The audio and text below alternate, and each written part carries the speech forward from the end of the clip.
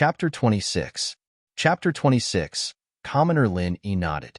So he was an entertainment tycoon, someone who relied on nightclubs and karaoke to make a name for himself. He couldn't say all of them, but a lot of them had a shady background. But that was understandable. After all, there were all sorts of people who came looking for trouble. It was impossible to run a business without a strong background. Looks like his family's pretty big in the city. Lin wasn't afraid of Pinliang at all. As far as he was concerned, mafia bosses and corporate CEOs weren't as scary as his old man. Old Lin would beat him to death if he pissed him off, and he wouldn't be able to defend himself at all.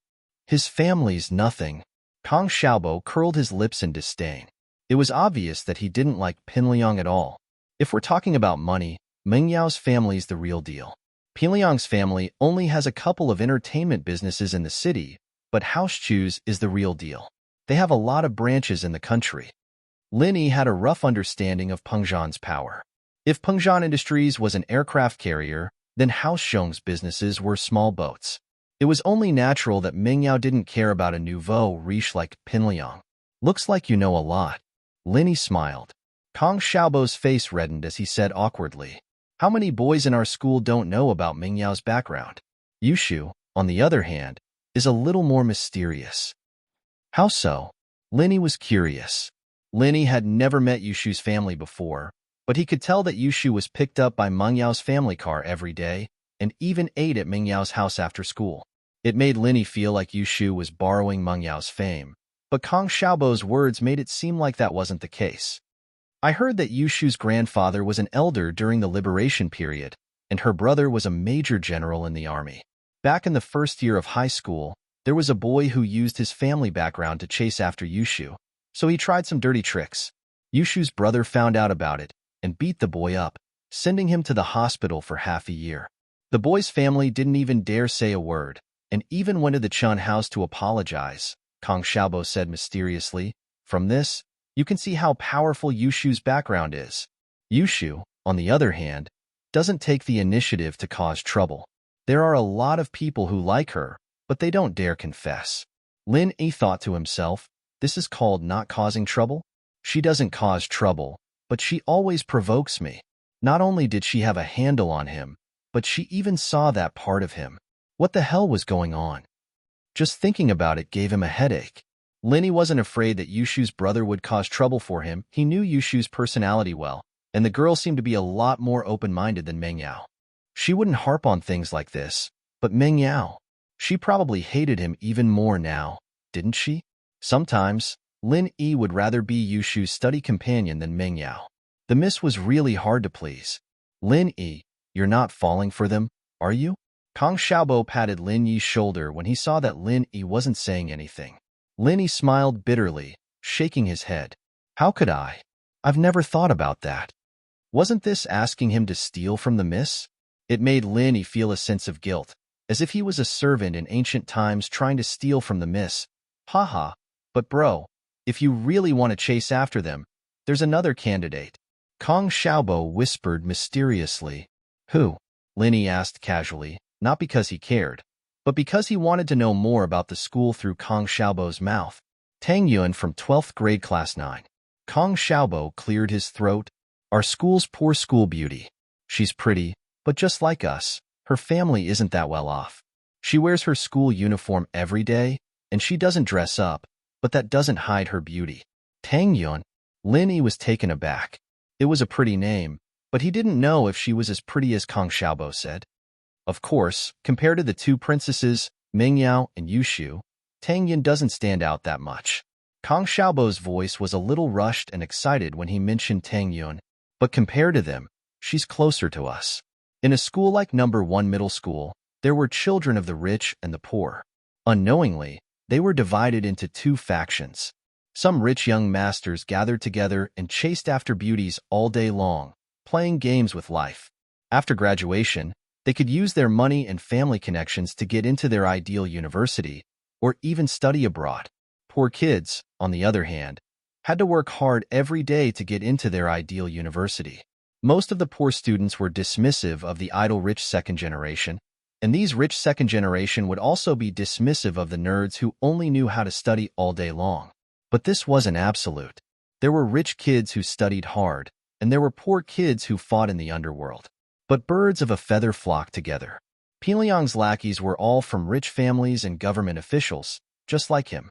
As a result, to Kang Xiaobo, chasing after Mingyao and Yushu was just an unattainable dream. Tang Yun, the commoner school beauty, was the one they could reach out to. Linny sighed as he looked at Kang Xiaobo's hopeful smile. The school wasn't as simple as he'd imagined it to be. It was full of interests and conflicts. You like her? Linny smiled. It's nothing to be ashamed of. I can guarantee that most of the boys in this school have wet dreams of Tang Yun, Kang Xiaobo said with certainty. Bro, you'll know when you see her. Chase after the commoner school beauty? It was a tempting suggestion, but Linny shook his head in the end. He was a study boy now. How could he leave the miss behind to find a boyfriend? Even if Pingzhan didn't say anything, old Lin wouldn't let him go just like that. One shouldn't be too much of a jerk. It was better to keep a low profile. Plus, the situation wasn't clear yet. He didn't know what Pengzhan was planning. He couldn't be thinking of using his job to steal the miss, could he? Now that he thought about it, it was quite possible. He wasn't related to the miss at all, so this was the only way he could give her love. What if he went after some commoner school beauty and Pengzhan found out? What if he was fired? Chapter 27. Third-year afternoon, the school cafeteria was huge, with 3 floors. The first floor was the general cafeteria, the kind that looked like a fast food restaurant. There were stalls selling all sorts of dishes around the cafeteria, and in the middle were rows of tables and chairs. The second floor, on the other hand, was a private room, suitable for rich students. Students who didn't come from rich families would come here for birthday parties as well. The food on the second floor was on a completely different level compared to the first floor. After all, the third floor was the staff cafeteria. The food was similar to the students' cafeteria on the first floor, but with a more elegant ambience. Naturally, students weren't allowed to eat there. Linny followed Kang Xiaobo into the cafeteria, and Kang Xiaobo pointed to an office on the right. Get a meal card there. Oh, I'll get one right away. Linny nodded. Pengzhan and Faubert hadn't given him a meal card or library card back then, but it was obvious that he could get one at any time in school as long as he showed his student ID. What? Are you looking down on me? Kang Xiaobo wasn't pleased that Linny was going to get a card. Today's the first day we've met, and it's my turf. Of course it's my treat. Linny gave up on the idea of getting a card right away after hearing Kang Xiaobo's words. All right, we'll get one after we eat. All right, I'll go with you after we eat. Kang Xiaobo said happily as he led Lin Yi through the small windows of the cafeteria. There were quite a lot of dishes on display, including vegetables and meat, as well as a few staples. There were also buns, dumplings, pies, and the like. Linny ordered some tomatoes and rice, while Kang Xiaobo ordered a plate of shredded pork and steamed buns, spending a total of 11 kuai. It wasn't much, and it wasn't much at all. It was considered average spending. Linny and Kang Xiaobo found a place to sit down and put the 2 dishes together so that they could take turns to eat. After sitting down, Linny scanned the entire cafeteria. Yushu and Mingyao weren't here, evidently having gone to the second floor. What are you looking at? Are you looking at pretty girls? Kang Xiaobo smiled. Yushu and Mingyao are upstairs. They won't be eating with us. But if we're lucky, we might be able to meet Tang Yun. Really? Linny only cared about Mengyao's whereabouts. He didn't care whether Tang Yun would appear here or not. But Tang Yun's family doesn't seem to be doing well. Most of the time, they only bring food. Kang Xiaobo sighed. Actually, with Tang Yun's status, just a word from her, and there would be countless boys fighting to treat her to a meal. It's not impossible for her to eat in the second floor every day. Ambitious girls won't care about these things, Linny said faintly. You're right, Tang Yun has never cared about these things. It's rare to find a girl like her, Kang Xiaobo agreed. But the more she is like this, the more boys will like her. This kind of girl who doesn't like to be greedy is exactly what we students like. Unfortunately, Tang Yun didn't appear even after lunch. Linny didn't mind, but Kang Xiaobo felt slightly regretful. Many students were like Kang Xiaobo, coming here every day to eat, hoping to see Tang Yun. It had become a kind of expectation. Mingyao and Yushu, on the other hand, were walking down from the second floor arm in arm. attracting a lot of attention from the boys. But to most of the people here, they were princesses high up in the sky, unreachable. Many boys didn't even dare to look at them directly. Linny watched the two walk out of the school cafeteria and went to the management office with Kong Xiaobo. Linny, you were staring at Yushu and Yushu just now, right? Kong Xiaobo asked. I was just looking. Linny was a little embarrassed. Ah, you'll understand in a few days. They are not our princesses. Tang Yun is. Kong Xiaobo looked at Linny sympathetically. But when he first entered the school, didn't he also have a crush on Yushu and Mengyao? But as he grew older, he understood the difference between them. Everyone was equal. It was a beautiful fantasy. As long as one was slightly more mature, they would understand that there was never equality between people. Wine and meat went bad in the rich, and there were frozen bones on the road. This wasn't a joke, it was a fact. Mengyao and Yushu, on the other hand, had a beautiful life. Their princess-like life wasn't something a normal boy like him could enter. So, although many people in the class knew that Mengyao didn't like Zhong Pingliang, they also knew that Zhong Pingliang was the only one in the class who had the right to pursue Mengyao. The card application process was quite smooth. After all, it was to give money to the school. Although the cafeteria manager said that it wasn't making money, no one would believe that. Lin Yi showed his student ID and deposited 200 kuai into the cafeteria, getting his food card with ease. On the way out, Kong Xiaobo complained, Bro, why did you save so much money? I'm eating. What's wrong? Linny didn't understand. When he was saving money, Kong Xiaobo kept giving him looks. He didn't know what the kid was trying to do. The cafeteria. When you give him money, he'll greet you with a smile. When you stop eating and want your money back, just you wait. We're all 12th graders. Who knows how long we can eat here? You saved so much money at once, and when you graduate, you'll be asking for your money back every day. You don't have the time. Kong Xiaobo said, blaming Lin Yi. Haha, I see. It's fine. It's only 200 kuai. Look at us. We only spend 10 kuai a day. That 200 kuai will be gone in a month or so. Linny smiled carelessly.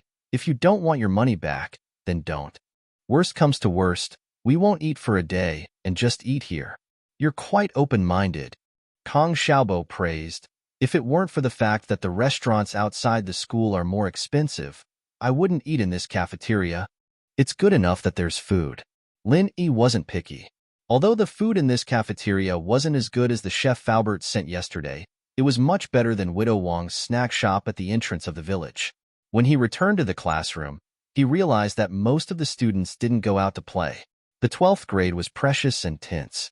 This was a watershed in life. If you worked hard, you might get into a top university in the future. If you were careless, you might fail. Chapter 28. Chapter 28. Yushu's brother Mengyao and Yushu didn't go out, either. They were huddled together, watching an MP4 movie called The Happy Goat and Big Big Wolf. It was a very childish movie to Linny, but the two of them were enjoying it, laughing from time to time.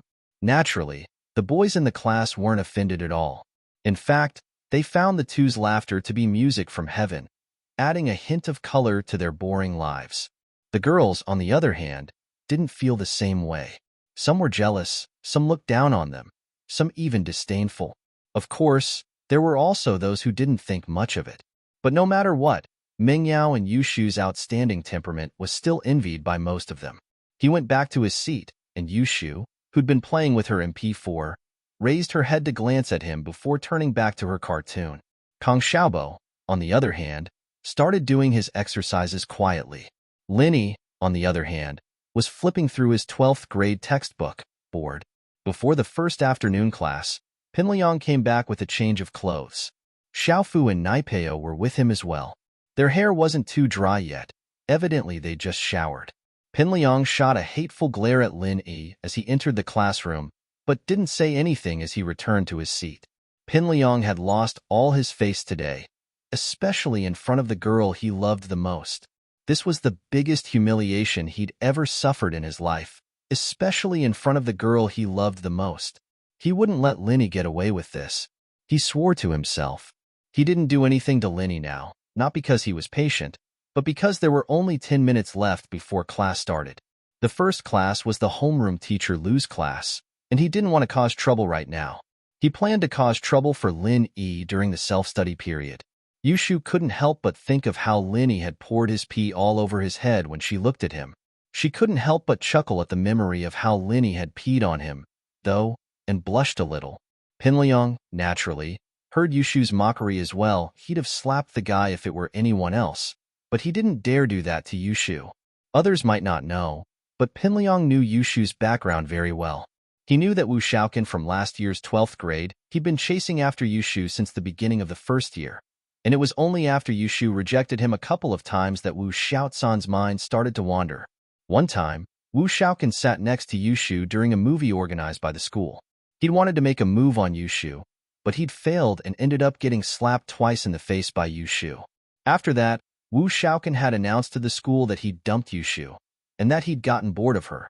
He'd even said nasty things about how Yushu had aborted her child because of him. Of course, most people understood that Wu Shaoqin was just saying that the grapes were sour. They listened to his words for the time being, but did not believe him. But while no one believed Wu Shaoqin's words, he'd pushed Yushu into the limelight for a while. Yushu, of course, had never taken something like that. She'd argued with Wu Shaoqin, even slapped him a couple of times in front of everyone. Wu Shaoqin had told her to be careful after school, that he'd find someone to gang rape her. Yushu's brother, Chen Yuming, found out about it later. It was a winter afternoon. Pinliang couldn't forget that scene no matter how hard he tried. A Land Rover had stopped in front of the school, and a tall, burly guy got out of the car and went straight to Wu Shaoqin, who was playing soccer in the field. Wu Shaoqin hadn't realized anything at the time, and he'd said to Chen Yuming, "Who the hell do you think you are? Aren't you just a stupid soldier?" Who was he trying to scare? Let me tell you, no matter how good you are at fighting, we're all here. Chen Yuming only said one sentence: "Go to the school radio station and apologize to Yushu, and we'll forget about it." Wu Shaoqin laughed, laughing wildly. He'd never heard such a ridiculous joke before, and his lackeys laughed along with him. Chen Yuming frowned and kicked Wu Shaoqin's lower abdomen, causing him to tumble. Then, he raised his fist and smashed it on Wu Shaoqin's body. Immediately, the sound of bones breaking could be heard. Wu Shaoqin's lackeys were dumbfounded. They'd fought before, but they'd never seen someone break bones right off the bat. He wasn't on the same level as them at all. Chen Yuming was truly infuriated. Yushu had been the apple of his eye since she was young, and he'd never let her suffer even a little. Not only did this Wu Shaoqin do something to his sister, he even spread rumors and insulted her, even threatening her. Chen Yuming couldn't take it anymore. At that time, Zhong Pingliang was also one of Wu Shaoqin's lackeys. He stood in the middle of the group and watched Wu Shaoqin howl like a pig being slaughtered. He was completely shocked. This miserable scene even caused him to be awakened by nightmares for the next few days. Wu Shaoqin's family was also very powerful, or else he wouldn't have been so pretentious. However, after learning that the person who beat him up was a major general, he was a little dispirited. No matter how powerful you were in the local area, you couldn't control the matters of the military. Although it reflected on Chen Yuming's troops and Chen Yuming was punished, it didn't hurt any of their muscles. This was only Chen Yuming's own background. Later, Wu Shaoqin's family found out about Yushu and Chen Yuming's parents' background, as well as Elder Chen, who was far away in the capital. They immediately felt fear and trepidation. Speaking of which, although their son's behavior seemed to be messing around, it could be considered as intimidation, insult, and slander. A little more serious, it could be considered molestation and molestation. If the Chen family really wanted to mess with you, Wu Shaoqin's life would be over. Fortunately, Chen Yuming was a magnanimous person. After the Wu family came to apologize with gifts, Chen Yuming said that he wouldn't pursue the matter. At the same time, he also said that Wu Shaoqin being in school wasn't good for his sister's physical and mental health. The Wu family weren't idiots. They immediately understood Chen Yuming's meaning. The next day, they handled the transfer procedures for Wu Shaoqin, and thus, the storm ended. Not many people knew about this, but Zhong Pingliang happened to be one of them. So, even if he had 100 guts, he wouldn't dare to mess with Yushu. Thinking back to Wu Shaoqin's appearance, Zhong Pingliang couldn't help but shiver. Chapter 29.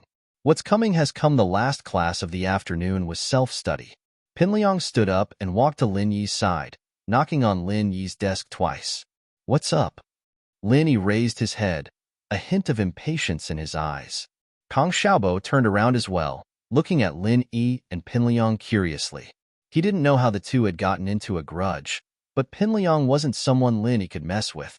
"Come with me if you dare," Pinliang said arrogantly. "Sorry, I'm busy. I need to study." Lin Yi lowered his head and continued flipping through his math book. "You're scared just like that? Coward." Pinliang humphed coldly. "You can hide for now, but you can't hide forever. Just you wait for school." With that, he walked back to his seat without looking back. "I say, bro, what did you do to piss off this god?" Kang Xiaobo whispered to Lin Yi. "He's not easy to mess with. Could there be some kind of misunderstanding in between?" Lin Yi smiled bitterly. "Misunderstanding?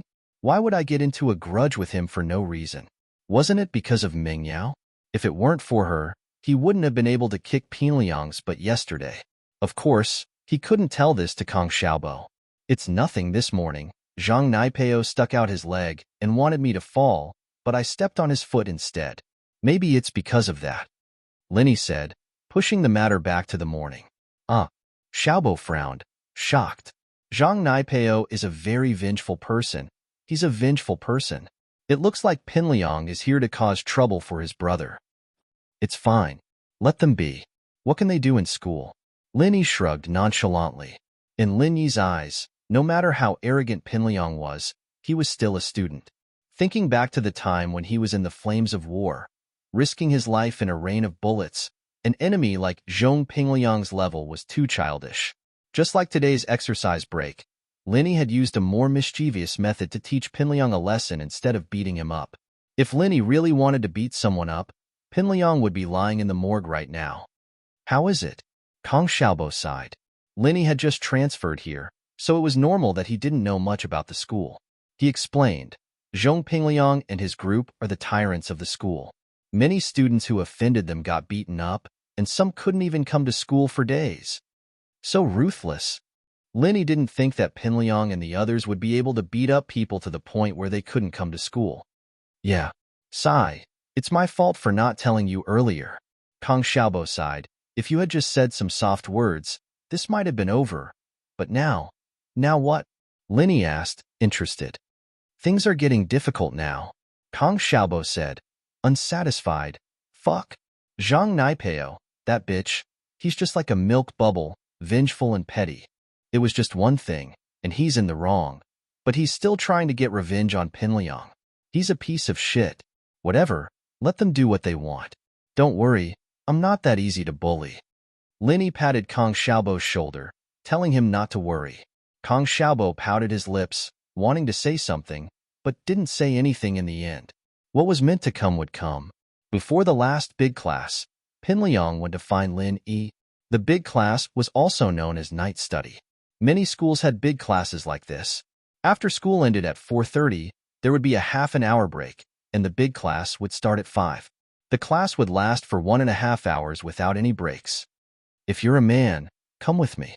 Pinliang's words were even more aggressive than last time.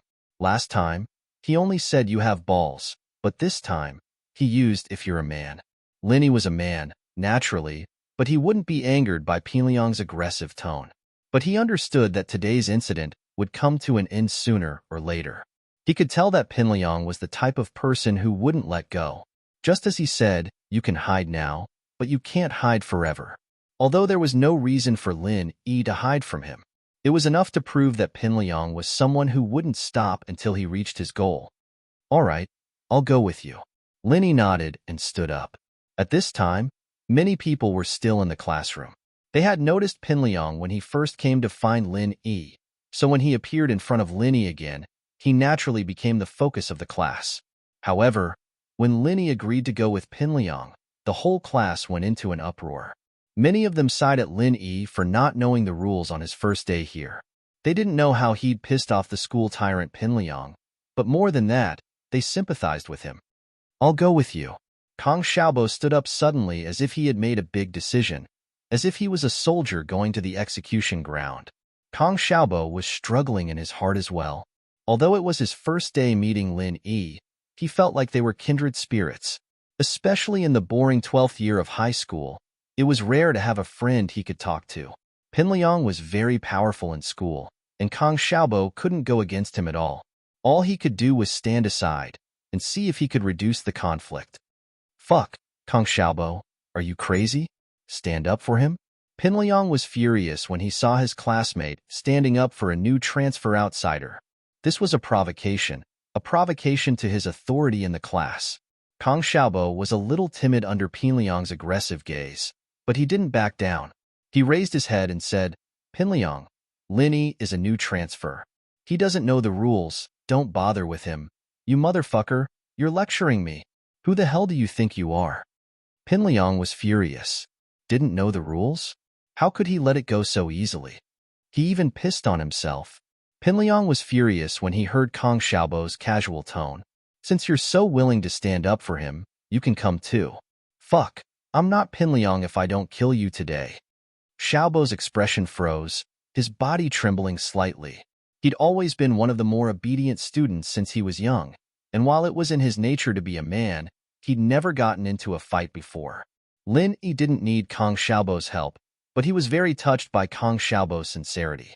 He patted Kang Xiaobo's shoulder and said, No problem, let's go together. Kang Xiaobo heard Lin Yi's words, and he felt a little more confident. At most, he would just get beaten up together. He puffed his chest out and followed Lin Yi to the class gate. Pinliang couldn't help but get pissed when he saw Xiaobo's face. A classmate of his was siding with an outsider. He had to teach this traitor a lesson. Chapter 30. Violence Against Violence. Yao Yao, Shield Bro and Pinliang are at the rooftop. Should we go check it out? Yushu couldn't hold back her curiosity any longer. I'm not going. Mengyao remembered the blushing scene from this morning the moment she heard Lin Yi's name. She frowned as she turned back to her English book. She still hadn't memorized the vocabulary for the day. Let's go, Yushu said, her heart itching. We don't have anything to do right now anyway. Go yourself if you want to. I'm not going. Mengyao humphed. Shu, have you fallen for that country bumpkin? Bullshit. Yushu's face reddened. Who would fall for him? I just want to watch the show. Then go yourself. I'm definitely not going, Mengyao said firmly. Let's go, Yao Yao. He's your study companion, after all. You have to look at the owner before you beat the dog. What if you hurt Linny? You'd lose face. Yushu continued to persuade Mengyao, evidently unwilling to give up.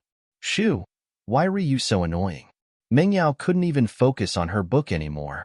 All right, I'll go with you then. Hee, let's go.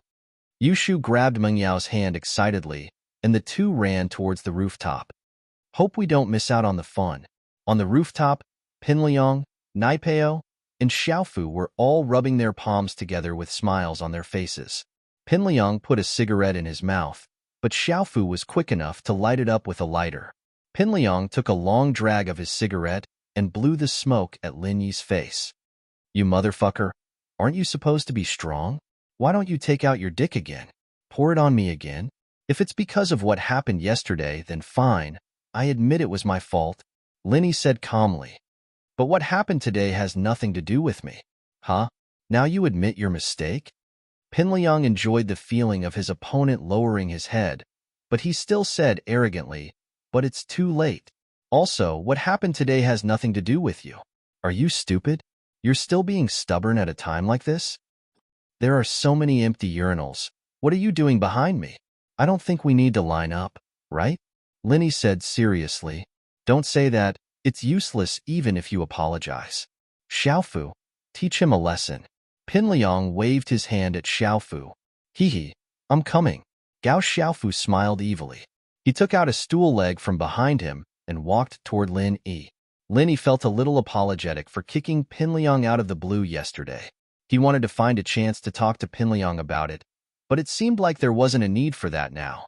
He'd have to use violence to deal with people like Pinliang. Look at you, kid. Who can't you piss off? You just had to piss off Liang bro. You really don't want to live anymore, Xiaofu said as he raised the stool leg and smashed it at Lin Yi. Pinliang was smoking proudly on the side, feeling very satisfied. Who told you to piss off me? I'll change my surname if I don't beat your head up today. Pin Liang seemed to be imagining the scene of Lin Yi's head splattering blood. He licked his lips in excitement. Smack! Xiaofu swung the stool leg, but Pin Liang didn't see the scene of Lin Yi's blood splattering. Upon closer inspection, he realized that the stool leg was in Lin Yi's hand. Xiaofu frowned and pulled hard at the stool leg, but it wouldn't budge. He panicked and increased his strength. Xiaofu, what the hell are you doing? Pin Liang, on the other hand, didn't know about Xiaofu's predicament. He asked as he watched him and Lin Yi tussle. Liang bro, this kid's a bit strong. Xiaofu said. Naipeo, you go together. Pin Liang wasn't very happy. He didn't expect this kid to have some skills. Normal students would be scared witless the moment they stepped onto the rooftop. Lin Yi, watch out. Kong Xiaobo warned when he saw Lin Yi dealing with Xiaofu, and Naipeo charging over with a mop stick. Lin Yi thought that these students were just trying to scare the other party, but he didn't expect them to use weapons like stool legs and mop sticks. It'd be a serious injury if it hit the head. Kong Xiaobo was afraid that Lin Yi wouldn't be able to handle it. He braced himself and went over to Naipeo. Naipeo didn't expect that Kong Xiaobo, who usually didn't say a word in class, would dare to go against him. He wasn't happy at all, and so he wasn't in a rush to attack Lin Yi. He wanted to take down Kong Xiaobo first. Lin Yi had a rough idea of what Xiaobo was capable of. Too, the way he'd faced the enemy didn't look like someone who got into fights often. The fact that he'd come to the balcony with Lin Yi out of brotherhood was something Lin Yi found very rare. Kong Xiaobo, on the other hand, was scared. He'd never been in a fight before, and he didn't know what to do. He closed his eyes, waved his hands, and charged forward. Naipeo had never seen someone as stupid as Lin Yi before. Closing his eyes and charging forward? Wasn't that suicide? Naipeo cackled as he raised the mop stick towards Kong Xiaobo. Lin Yi didn't dare be careless this time. If he didn't go all out, Kong Xiaobo would probably die here today. With that in mind, Lin Yi didn't hold back anymore. He pulled back his hand and pulled hard, causing Xiaofu to stumble. He then sent a kick out, and before Xiaofu knew what was going on, he let go of the stool leg and crouched down, clutching his stomach in pain. Xiaofu's face turned the color of pig liver. He felt like he was going to throw up the barbecue he'd eaten in the afternoon. Kong Xiaobo didn't know what was going on as he charged forward when he felt a sharp gust of wind sweep past him. He opened his eyes to see a mop stick falling from above his head. Kong Xiaobo's heart skipped a beat. It was over. It was over. Kong Xiaobo thought of his mother, who'd been laid off at home, his father working hard in the factory, and his sister working outside. If he were to get hurt, what would he do to pay for the medical bills? Pack? A loud sound rang out, and Kong Xiaobo felt the world spinning around him. It was all over. Arg! A sharp howl rang out, scaring Kong Xiaobo out of his stupor. He touched his head. It seemed like nothing had happened. He opened his eyes, puzzled, and saw Naipeo clutching his head, twitching on the ground in pain. His forehead was covered in blood. Lin Yi didn't go too far with his punishment. He didn't go for the back of Naipeo's head or temples, choosing the forehead instead. It was a tough spot, and a stool leg wouldn't do much damage. At most, it would cause some blood and a slight concussion. Chapter 31. Chapter 31. Deep lesson. By the time Ming Yao and Yu Shu got to the rooftop, Lin Yi had already taken care of Gao Xiaofu and Zhang Naipeo. Yu Shu was a little disappointed as she looked at the two groaning figures on the ground. She'd missed out on something as spectacular as this despite her haste. Yao Yao, Lin Yi's pretty strong. Yu Shu said to Ming Yao. What does that have to do with me? Ming Yao was a little shaken as well. If Lin Yi's kick yesterday was considered a sneak attack, and today's in the washroom was considered a shameless act, then what he was doing now was a display of his true strength. Ming Yao knew Kong Xiaobo's personality very well. She'd never spoken to him before, but boys like him were the cowardly type who'd hide far away from fights. Lin Yi was the only one fighting alone now. He looked at Naipeo and Xiaofu on the ground. Both of them were moaning as they clutched at a certain part of their body. This meant that Lin Yi had only used one move to take them down. He's more than qualified to be your shield. I'm sure that after what happened today, Lin Yi's name will be very famous in the school. Who dare come near you then? Yu Shu said with a smile. Meng Yao himphed. but didn't say anything. Lin Yi patted Kong Xiaobo's shoulder after taking down Gao Xiaofu and Zhang Naipeo. Are you all right? Haha. I'm fine. Xiaobo snapped out of his stupor. He didn't expect Lin Yi to be this strong, taking down two of Pinliang's generals in just 2 moves. He really was a master in disguise. Bro, you're amazing. Pinliang, I didn't want to do this, but you forced my hand. I had no choice. Lin Yi walked up to Pinliang innocently. Pinliang, naturally, wasn't scared. Lin Yi was strong, but he'd seen that it was just a trick. He'd kicked Gao Xiaofu when he wasn't paying attention, snatched the stool leg from his hands, and kicked it at Naipeo when he wasn't paying attention. As such, Pinliang didn't think that Lin Yi was that strong. He thought that he'd gotten lucky. Pinliang reached out, and a dagger appeared in his hand, calming him down a little. Lin Yi, don't say useless things. If I don't kill you today, I won't be able to live in this school anymore. With that, Pinliang pulled out his dagger and stabbed at Lin Yi. Lin Yi didn't think that Pinliang would go to such extreme. The kid didn't think about the consequences at all. If a murder happened in school, his family wouldn't be able to get away with it no matter how powerful they were. Lin Yi decided to teach him a lesson he wouldn't forget. If he wasn't the one standing here today, he'd be the one getting stabbed. When Pinliang's dagger came at him, Lin Yi grabbed his wrist. Pinliang was on the brink of insanity. He kept twisting his body after Lin Yi grabbed his wrist, trying to stab the dagger into Lin Yi's body as he screamed. Lin Yi, I'll King kill you. Yushu couldn't help but cover her mouth when Pinliang charged at her. She knew what Pinliang was capable of, and she didn't know if Lin Yi could dodge the attack. She wanted to stop him, but it was already too late.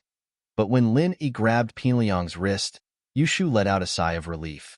Mingyao, who was beside her, seemed to have let out a sigh of relief as well. Lin Yi increased the strength in his grip, and Pinliang felt as if his wrist was being clamped down by a pair of iron pincers.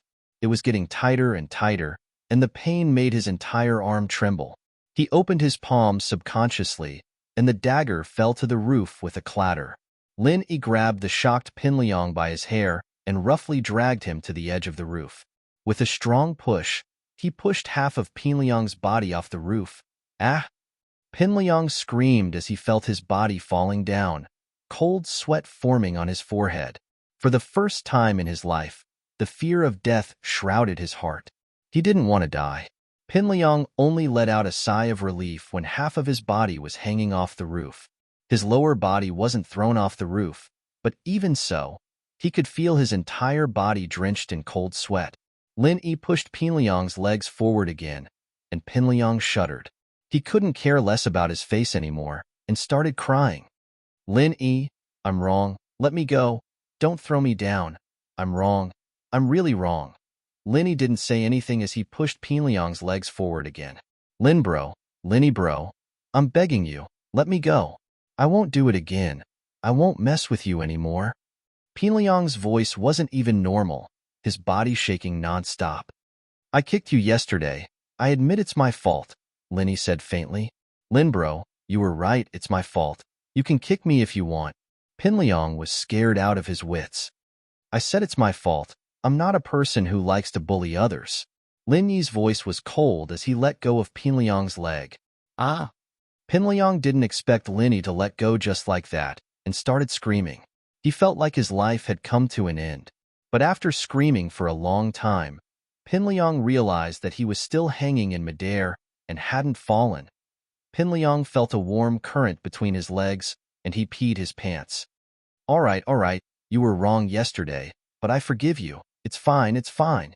Pinliang didn't dare say anything else this time, and only dared to follow Lin Yi's instructions. I hope you remember what you said today. Lin Yi suddenly pulled Pinliang back from the rooftop and threw him on the ground. Pinliang felt like he'd just walked through the gates of hell, and his body was drenched as if it had just rained. It was a piece of cake for Lin Yi to kill Pinliang, but he knew that this was a school, not the war-torn North Africa. He couldn't kill Pinliang, at least not in a public place like this. Let's go. Lin Yi smiled at Kong Xiaobo. Fuck, Lin Yi. Aren't you a little too much? I can't believe she made Pinliang submit. Kong Xiaobo didn't expect Lin Yi to be so ruthless, and his admiration for him flowed like the Yangtze River. I, Kong Xiaobo, have decided that I'll follow you from now on. You're my boss from now on. Don't be so impulsive next time. Fighting isn't a good thing. It's okay to be brave, but don't rush in blindly. Lin smiled. Chapter 32. He did it himself, HM? Lin blinked, raising his head to look at the balcony's entrance. Who else could it be if not Ming Yao and Yushu? Lin, on the other hand, didn't think that Ming Yao and Yushu would have a crush on him or whatsoever. He could guess that they were here because Yushu wanted to join in the fun and drag Ming Yao along. Just watching the show, Lin said nonchalantly, why do I get the feeling that it's Ming Yao and Yushu from our class? Kong Xiaobo, on the other hand, was getting a little excited. Boss, don't tell me you've gotten two beauties to you? You're thinking too much, Lin said helplessly as he patted Kong Xiaobo on the back of his head. I should have let Naipeo hit you in the head to wake you up if I'd known you were this talkative. Heh. Kong Xiaobo laughed heartily. Kong Xiaobo had spent 3 years in high school, 3 years of being a coward. Who would have thought that he'd be this cocky right before his graduation? Kong Xiaobo felt an indescribable sense of satisfaction as he looked at the 3 school tyrants on the ground. Liang bro, are you all right? Xiaofu's injuries weren't that bad, and his stomach wasn't hurting as much anymore. He ran to Pinliang's side after Lin left, helping him up. I'm fine, Pinliang said, his face pale. He didn't seem to be lying. What do we do, Liang bro? Are we just going to let it go like that? Xiaofu asked, very upset. Motherf asterisk cur, I've suffered a huge setback today. Pinliang cursed fiercely. I didn't think the kid had some tricks up his sleeve. I almost fell for it. It's all my fault. Xiaofu quickly apologized when he saw the unfriendly look on Pinliang's face. He didn't want Pinliang to vent his anger on him. It's not your fault. Pinliang waved his hand. He'd been tormented quite badly by Lin himself and couldn't blame anyone else. All he could say was that they weren't a match for Lin. The 3 of us aren't a match for that kid. We'll have to ask for help if we want to teach him a lesson. Why don't we talk to Zhou Ruoming and ask him to show up? Gao Xiaofu suggested. If we don't look for him, we'll lose face if he finds out about this. We won't be able to stay in school anymore. Pinliang said with a wave of his hand. I'll go to my dad's place. Lin and Kong Xiaobo returned to the classroom safely, and the students who'd been worried about them breathed a sigh of relief. Most of the students still hated Pinliang's arrogance, but there were a few who were happy to see that Lin and Kong Xiaobo were fine. What confused them, however, was that Pinliang, Xiaofu, and Naipeo didn't return to the classroom at all. They were nowhere to be seen even when the class started. This meant that something was wrong. Pinliang didn't want Zhou Ruoming to know about this, but he still bumped into Zhou Ruoming on the field. Xiaofu held on to Naipeo as they followed behind Pinliang, the 3 of them looking like soldiers who'd just lost a battle, stumbling as they walked. Pinliang, what's wrong with you guys? Zhou Ruoming was playing basketball on the field when he saw the 3 familiar faces. He took a closer look and realized that it was Pinliang's friends. Pinliang cursed inwardly at his bad luck. His teeth would get stuck when he was down on his luck. Why did he have to run into him like this? As one of the Big 4, Pinliang cared a lot about his reputation.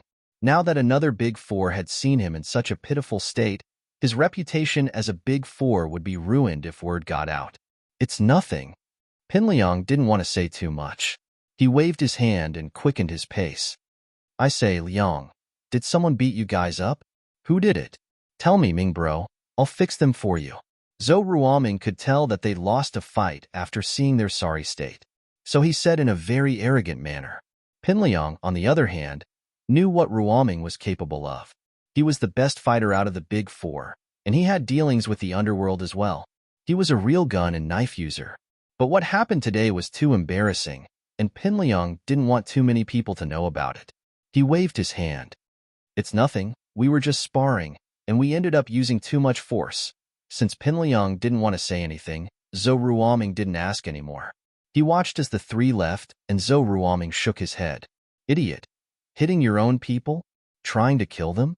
I don't believe it. Boss, where do you live? Can we leave together after school? Kong Xiaobo was still in a state of excitement.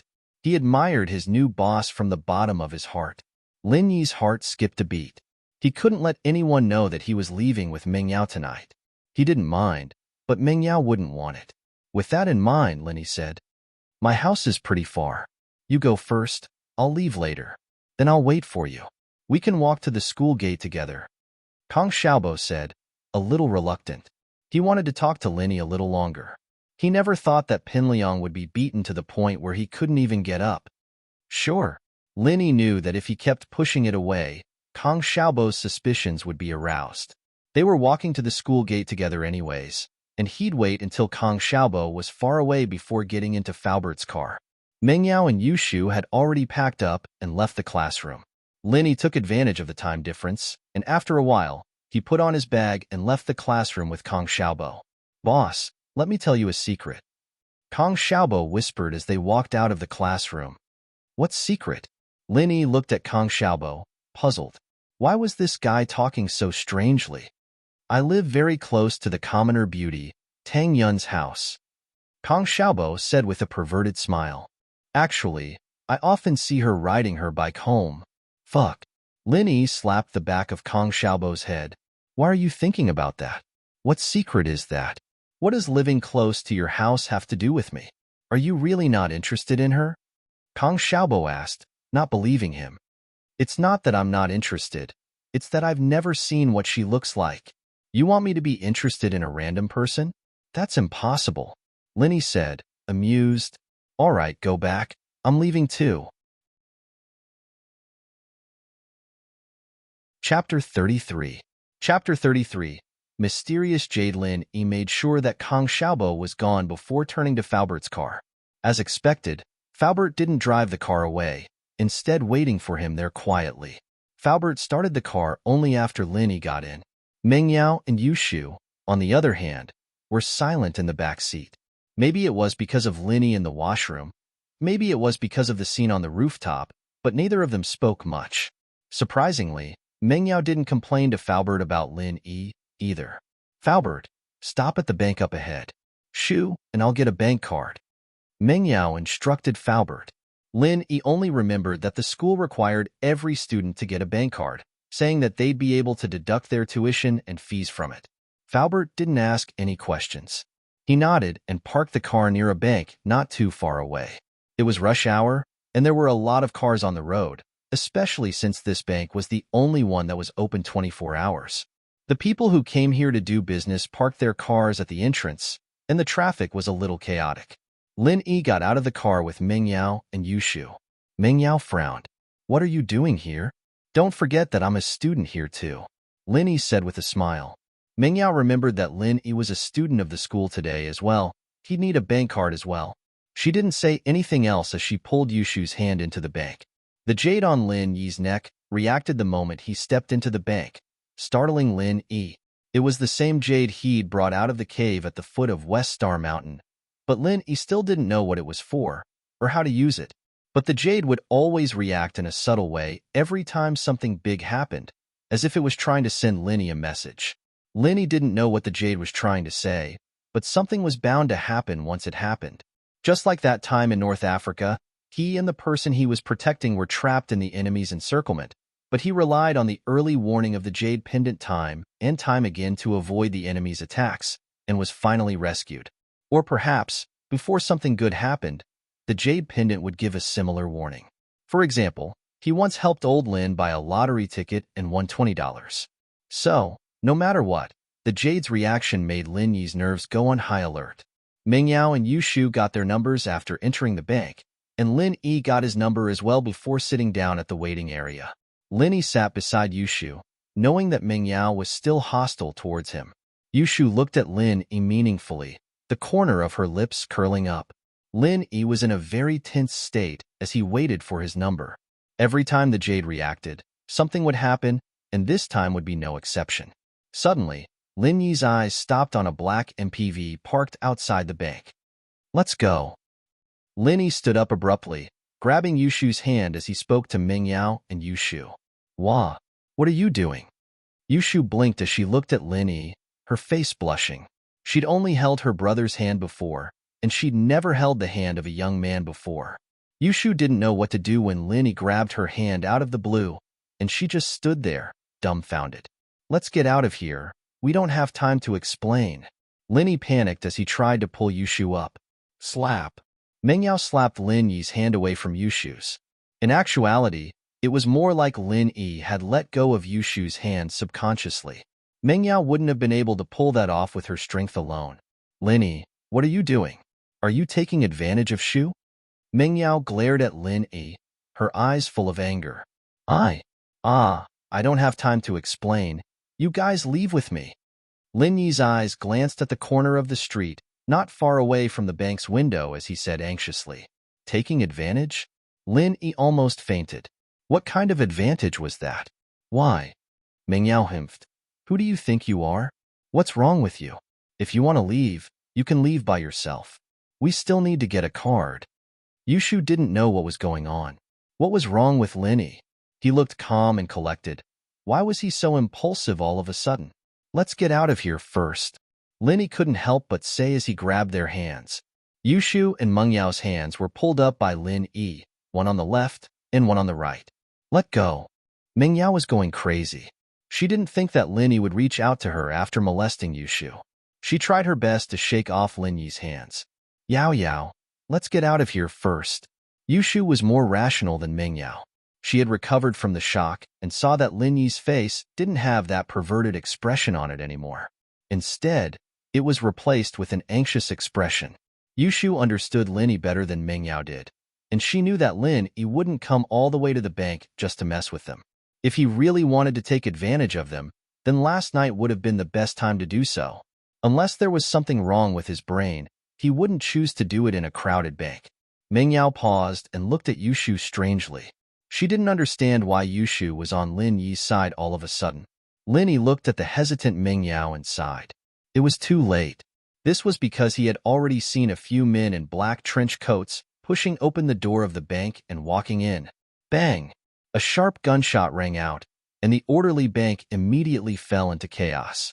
Screams, children's cries, and the alarm went off at the same time. Don't move. We'll kill whoever moves. The leader was a bald man wearing a black mask. He raised a black pistol and shouted at the people in the bank. Lin Yi sighed softly. He had missed the best opportunity to escape when he was fighting with Mengyao and Yushu. It seemed like it was impossible for him to escape now. Chapter 34. The bank robbery. Lin Yi wasn't the heroic type, quite the opposite. He'd always kept a low profile, knowing what he should do and what he shouldn't do. Just like in North Africa, Lin Yi had always remembered that his job was to protect the visiting delegation, not to act like a hero in a war-torn place. As a result, Lin Yi's priority was to protect Mengyao and Yushu, not to capture the robbers. The police would take care of things like this, and Lin Yi didn't want to get involved. Mengyao and Yushu, evidently, had never been in a situation like this before. They were a little stunned, not knowing what to do. Everyone, listen up. Put your hands on your head and squat down. I promise I won't hurt you. However, if anyone dares to move, don't blame me for being rude. Baldy fired another shot into the sky. The originally noisy bank instantly quietened down. The children forgot to cry, and the adults forgot to shout. Everyone was obedient, hugging their heads and squatting on the ground. They didn't have much of a choice against the gun-wielding robbers. They had to obey if they wanted to live. It wasn't that these people didn't have a sense of justice, but that whoever stepped up would pay with their lives. While Baldy was lecturing them with his gun, Baldy's accomplices had already rushed to the front of the bank's counter. After smashing the bank's window with a hammer, they used their guns to force the bank staff to put the money into the designated bag. Hurry up. What the fuck are you waiting for? One of the robbers barked impatiently at a middle-aged bank employee. I'll shoot you if you keep this up. Yes. The man was timid. He was scared by the robber, and his hands trembled. Pa! A stack of banknotes fell to the ground and scattered. Motherf asterisk cur. Are you trying to stall for time? The robber glared and fired a shot, hitting the man's arm. The man cried out in pain as he clutched at his arm. The robber's previous shots were all empty. Although they had a certain deterrent effect, it was not as strong as this shot. This shot was really aimed at people. So in the bank, Whether it was the staff or the customers, they were so shocked that they covered their mouths. They were even more afraid of these criminals and did not dare to move. Baldy was very satisfied with his subordinate's decision to kill one to warn the others, and he swept his gaze across the entire bank. Yao Yao, I'm scared. Yushu was usually a brash girl, but she gripped Meng Yao's arm tightly at this critical moment. Her face was pale as a sheet. It's okay. It's okay. Shu, I'll protect you. Meng Yao was scared herself, but Yushu was a year younger than her. She had to act like a big sister and comfort her. You two don't have to comfort each other. I will protect your safety, Lin Yi said calmly.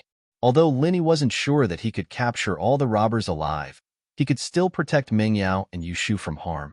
Meng Yao moved her lips, wanting to say something sarcastic to Lin Yi out of habit, but she didn't say anything when she saw his determined gaze.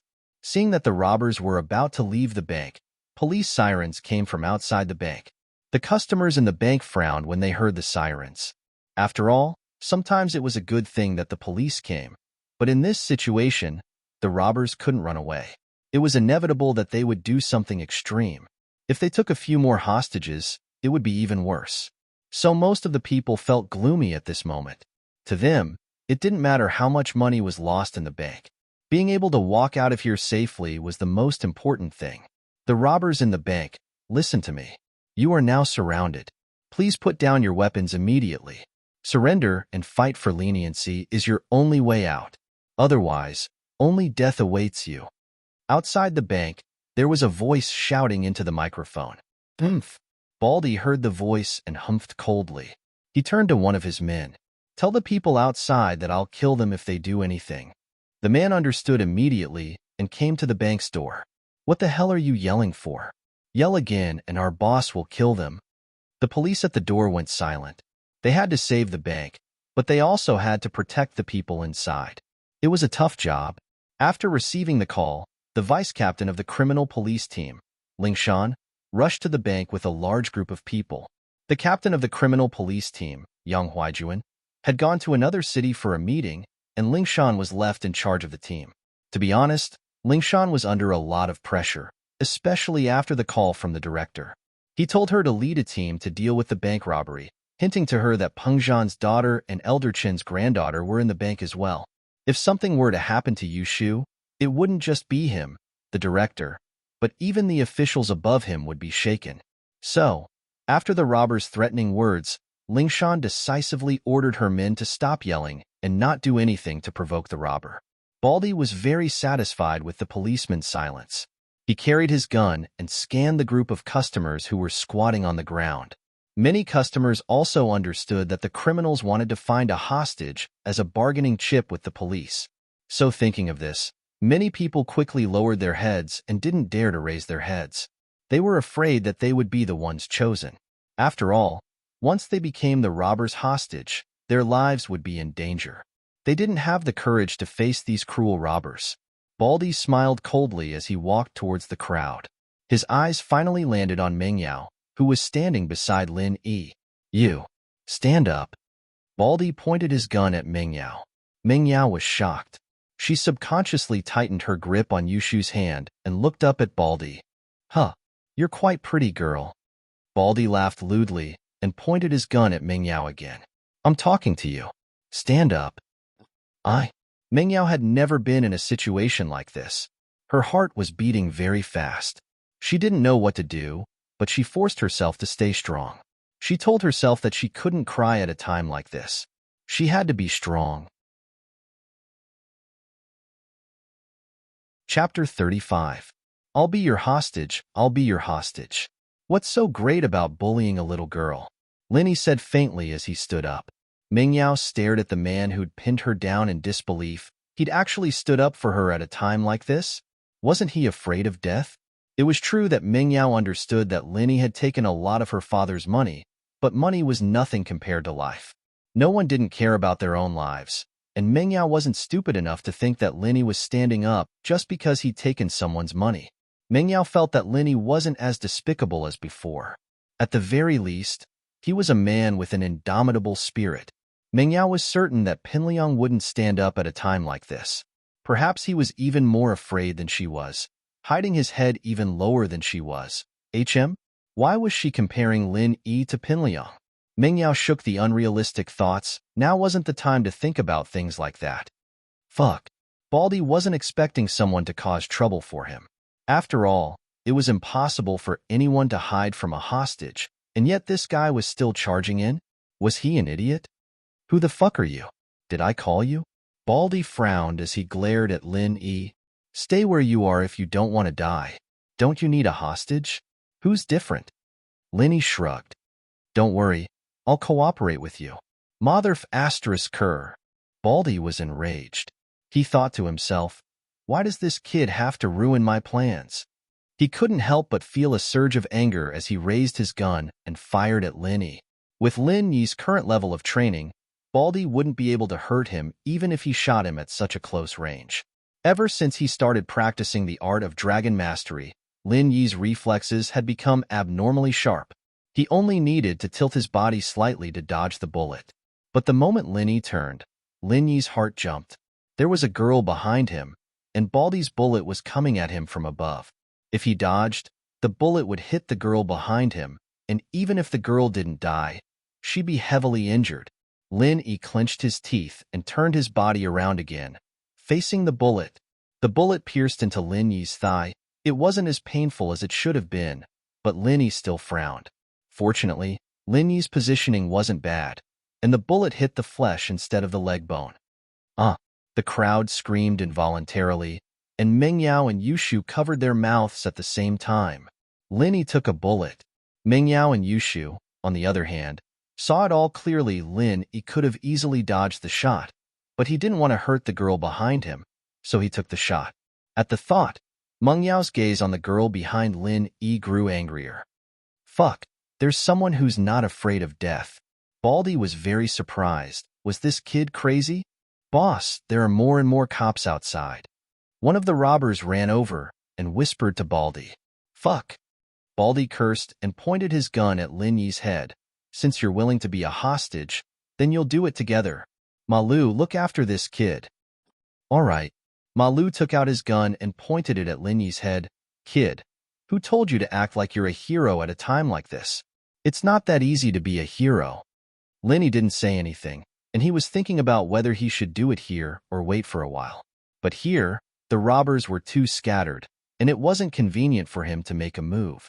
There were too many people here, and it'd be even harder to make a move if there was a big mess. Girl, stand up. Baldy didn't want to let go of Meng Yao. He aimed his gun at Meng Yao again. She didn't know why, but Meng Yao wasn't as scared as before.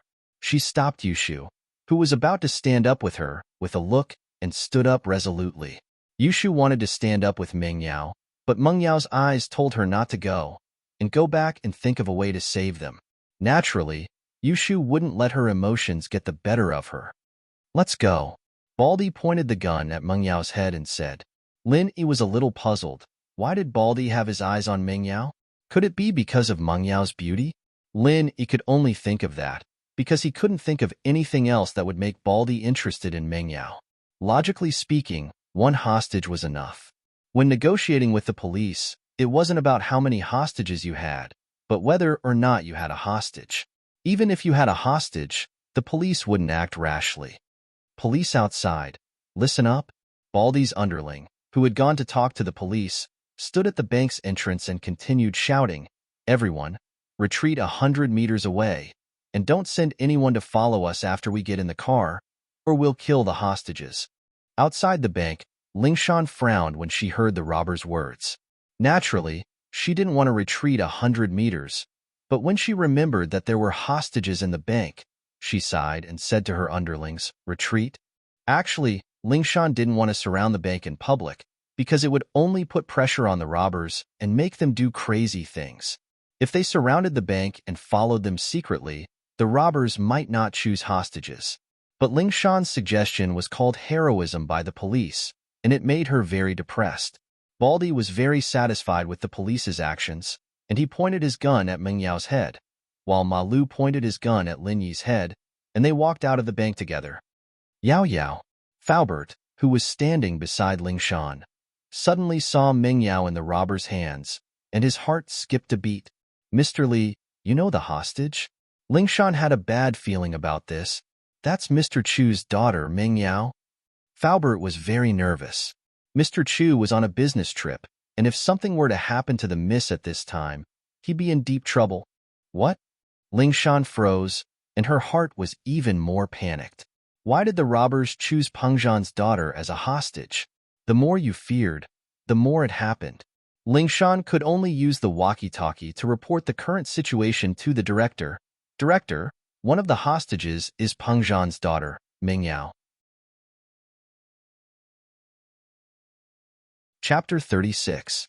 Chapter 36. Infuriating car plate, but the snipers here are ready. 90% sure that they'll be able to kill the robbers. Lingshan argued. You said it yourself. 90%. What about 10%? What if they hurt Miss Chu? You and I won't be able to walk away unscathed. The director scolded. I told you, don't do anything rash. Fulfill the robbers' conditions first, and then we'll decide what to do. Got it. Lingshan was quite troubled. She'd wanted to let her men take the risk and use the snipers to kill the robbers, but she didn't dare give risky orders like that. The director wasn't on her side anymore. What else could she do? Baldy was very proud of the police's indifference. He quickly took his men to the black modern business car on the side of the road, then started the car and drove away. The robbers had 2 hostages, and so Lingshan didn't dare make any rash moves. She could only watch as the robbers got into a black MPV and drove off. Miss Faubert was panicking as he watched the car leave. He'd called Mr. Chu earlier, but he couldn't get through. Now that the robbers had Ming Yao as a hostage, Faubert was starting to panic. Mr. Li, the police will take care of this. Don't worry, Lingshan said to Faubert before taking out her walkie-talkie. Attention all squads. Attention all squads. The robber's car plate is a 74,110 MPV, and it's already left the bank. If you see it, be prepared to follow it. 74110. After giving the order, Lingshan mumbled the car number. This robber really didn't care about her at all, getting a 74,110 plate number. With that thought, Lingshan took out her walkie-talkie and keyed in a number. Traffic police? I'm Lingshan from the criminal police. Help me look up a car plate. Songa 74110. HM? What? A Buick? Isn't it a MPV? Is that right? Alright, it's fine then. That damned fake license plate. It actually had such an arrogant license plate number. This was obviously putting on a show for him. This was a blatant provocation. Lingshan was about to explode from anger, but she really did get the license plate number. Baldy ordered his men to tie up Ming Yao and Lin Yi's hands as soon as he got in the car. He looked at Lin Yi proudly. I say, you idiot. What does this have to do with you? Why are you joining in the fun? The person we're looking for is the Chu first miss, yet you insist on acting like a hero. Don't blame us for capturing you as well. After listening to Baldy's words, Lin Yi's heart suddenly moved. This guy actually knew Ming Yao. This was something the two didn't foresee. They thought that the hostages were chosen randomly, and that Baldy was obsessed with Ming Yao because he thought she was pretty and wanted to take advantage of her. They didn't think that these people had a premeditated plan. They were here for Ming Yao. You know me? Ming Yao was shocked as well. She didn't expect these thugs to know her. At the same time, she couldn't help but ask subconsciously, I know you. How could I not know you? You're the daughter of the chairman of Pengzhan Industries. Baldy enjoyed the feeling of being on top of others. Why would I capture you if I didn't know you? Why did you capture me? Ming Yao felt that something was wrong. These people seemed to have a premeditated plan, and they were here for her. Capture you? Haha, what do you think? Baldy opened his big mouth, revealing a mouthful of yellow teeth. Tell me, what do you have that's worth capturing? Ming Yao was startled. This man couldn't be a pervert, could he? After capturing her, he wanted to molest her? At the thought, Ming Yao felt that it was highly possible. She was so pretty, so sexy, with big eyes, fair skin, and firm breasts. Any man would fall for her. No. Ming Yao wanted to cry. She didn't want to live anymore if she was violated by this ugly monster. If she had a choice, she'd rather give herself to Lin Yi than this guy. Why did it have to be Lin Yi? The only person Ming Yao could think of was Lin Yi. Pin Liang was an annoying bastard that Meng Yao hated to the extreme. Other than Faubert, there was only Linny left, wasn't there? She really was a failure. Her social circle was too narrow. She didn't even know other men. Why was she so unlucky? Meng Yao sighed as she tried her best to think of a way to deal with this. Baldy saw Meng Yao's face turn red and white, and he guessed that she was thinking dirty. He said disdainfully, "Fuck. I've got plenty of pretty girls. I don't care about little girls like you. Someone's paying to capture you, of course." Meng Yao let out a sigh of relief when she heard Baldy's words. It was good that he didn't have that kind of thoughts about her. "Boss, I like her even if you don't like her. Why don't you let me play with her for a bit?" Ma Lu's face turned lecherous. He wanted to make a move on Meng Yao. "Ma Lu, you'd better King calm down. You can't touch this girl. The higher-ups said that she needs to be whole," Baldy said as he glared at Ma Lu. "Oh, that's too bad." Ma Lu seemed to be afraid of Baldy. He sat back down obediently after the scolding, not daring to make any more moves. "She's so pretty. I wouldn't have lived my life in vain if I could have a go with her. Don't talk about useless things like that. I'll give you the money after this is over. You can go find any girl you want and play with her however you want," Baldy said impatiently with a wave of his hand. He wasn't happy with Ma Lu's impatience. Meng Yao let out a sigh of relief. Thank goodness these people weren't perverts, or her innocence would have been ruined. But the worst part was that Baldy had tied her little hand with that bastard Lin Yi's big hand, letting him take advantage of her. But when she thought of Lin Yi's hand, Meng Yao couldn't help but feel a surge of warmth in her heart. Thinking back to the scene where he pressed her down with his hand, Meng Yao felt an indescribable feeling in her heart. What was wrong with her? Could it be that her impression of him had changed just because she was touched? No, it's not that easy. But if it were someone else, would they have stood up for her at that moment? What was Linny thinking? Meng Yao couldn't figure out what Linny was thinking. "Fuck, you dumb girl. You're still smiling like an idiot at a time like this." Baldy was pissed as he saw Meng Yao's face blushing and giggling. This was a humiliation to him. He was the kidnapper, and this girl was smiling in front of him. Wasn't she looking down on him? Chapter 37. Chapter 37. Who killed who? All you know how to do is curse women. What kind of ability is that? Lin Yi curled his lips as he looked at Baldy. "I say, Baldy, your real goal isn't to rob a bank, is it? Robbing a bank was just a cover, wasn't it? Your real goal was Meng Yao?" So what if you saw through me? You're still my prisoner, aren't you?" There was no need for Baldy to deny it at this point. As far as he was concerned, this pretentious guy was a fish under his chopping block. He could do whatever he wanted, and he wasn't afraid of Baldy knowing his true intentions. So what if he told him, "You won't be able to run far. The police will follow you and kill you," Linny said sympathetically to Baldy. "That's impossible. I've thought of a backup plan," Baldy said proudly. "The police should be running around in circles right now." "Heh, there's more than one car like this." "Is that so?" Lin Yi was a little impressed with Baldy's intellect. He wasn't an idiot, but it didn't matter. The stupidest thing he'd ever done was let Linny get in the car, and that meant that his mission was doomed to fail. At the same time, Lingshan held the walkie-talkie nervously, trying to keep in touch with the other teams. "Captain Song, I'm Lu Wongli from Team 1. We've spotted a modern van with the license plate A74110, awaiting instructions." Lu Wongli's voice came from the walkie-talkie. "Follow them, but be careful. Don't let them see you," Ling Shan ordered. "Yes." Lu Wongli ordered the driver to start the car. Ling Shan let out a breath of relief. No matter how smart you guys are, you didn't expect me to have people following you at every intersection, did you? Let's see where you can run now." Lingshan was still feeling smug when another report came from the walkie-talkie. "Captain Song, I'm the captain of Team 2, Zhang Xiaohang. We've spotted a modern van with the license plate A74110, awaiting instructions." This time, it was Zhang Xiaohang from Team 2. "What?" Lingshan blinked. "Where did you see it?" "Central Ring Road. Awaiting instructions?" Zhang Xiaohang said. "Central Road? That's not right. Didn't we see Lu Wongli from 1st Squadron on Wayman Road?" Lingshan said, confused.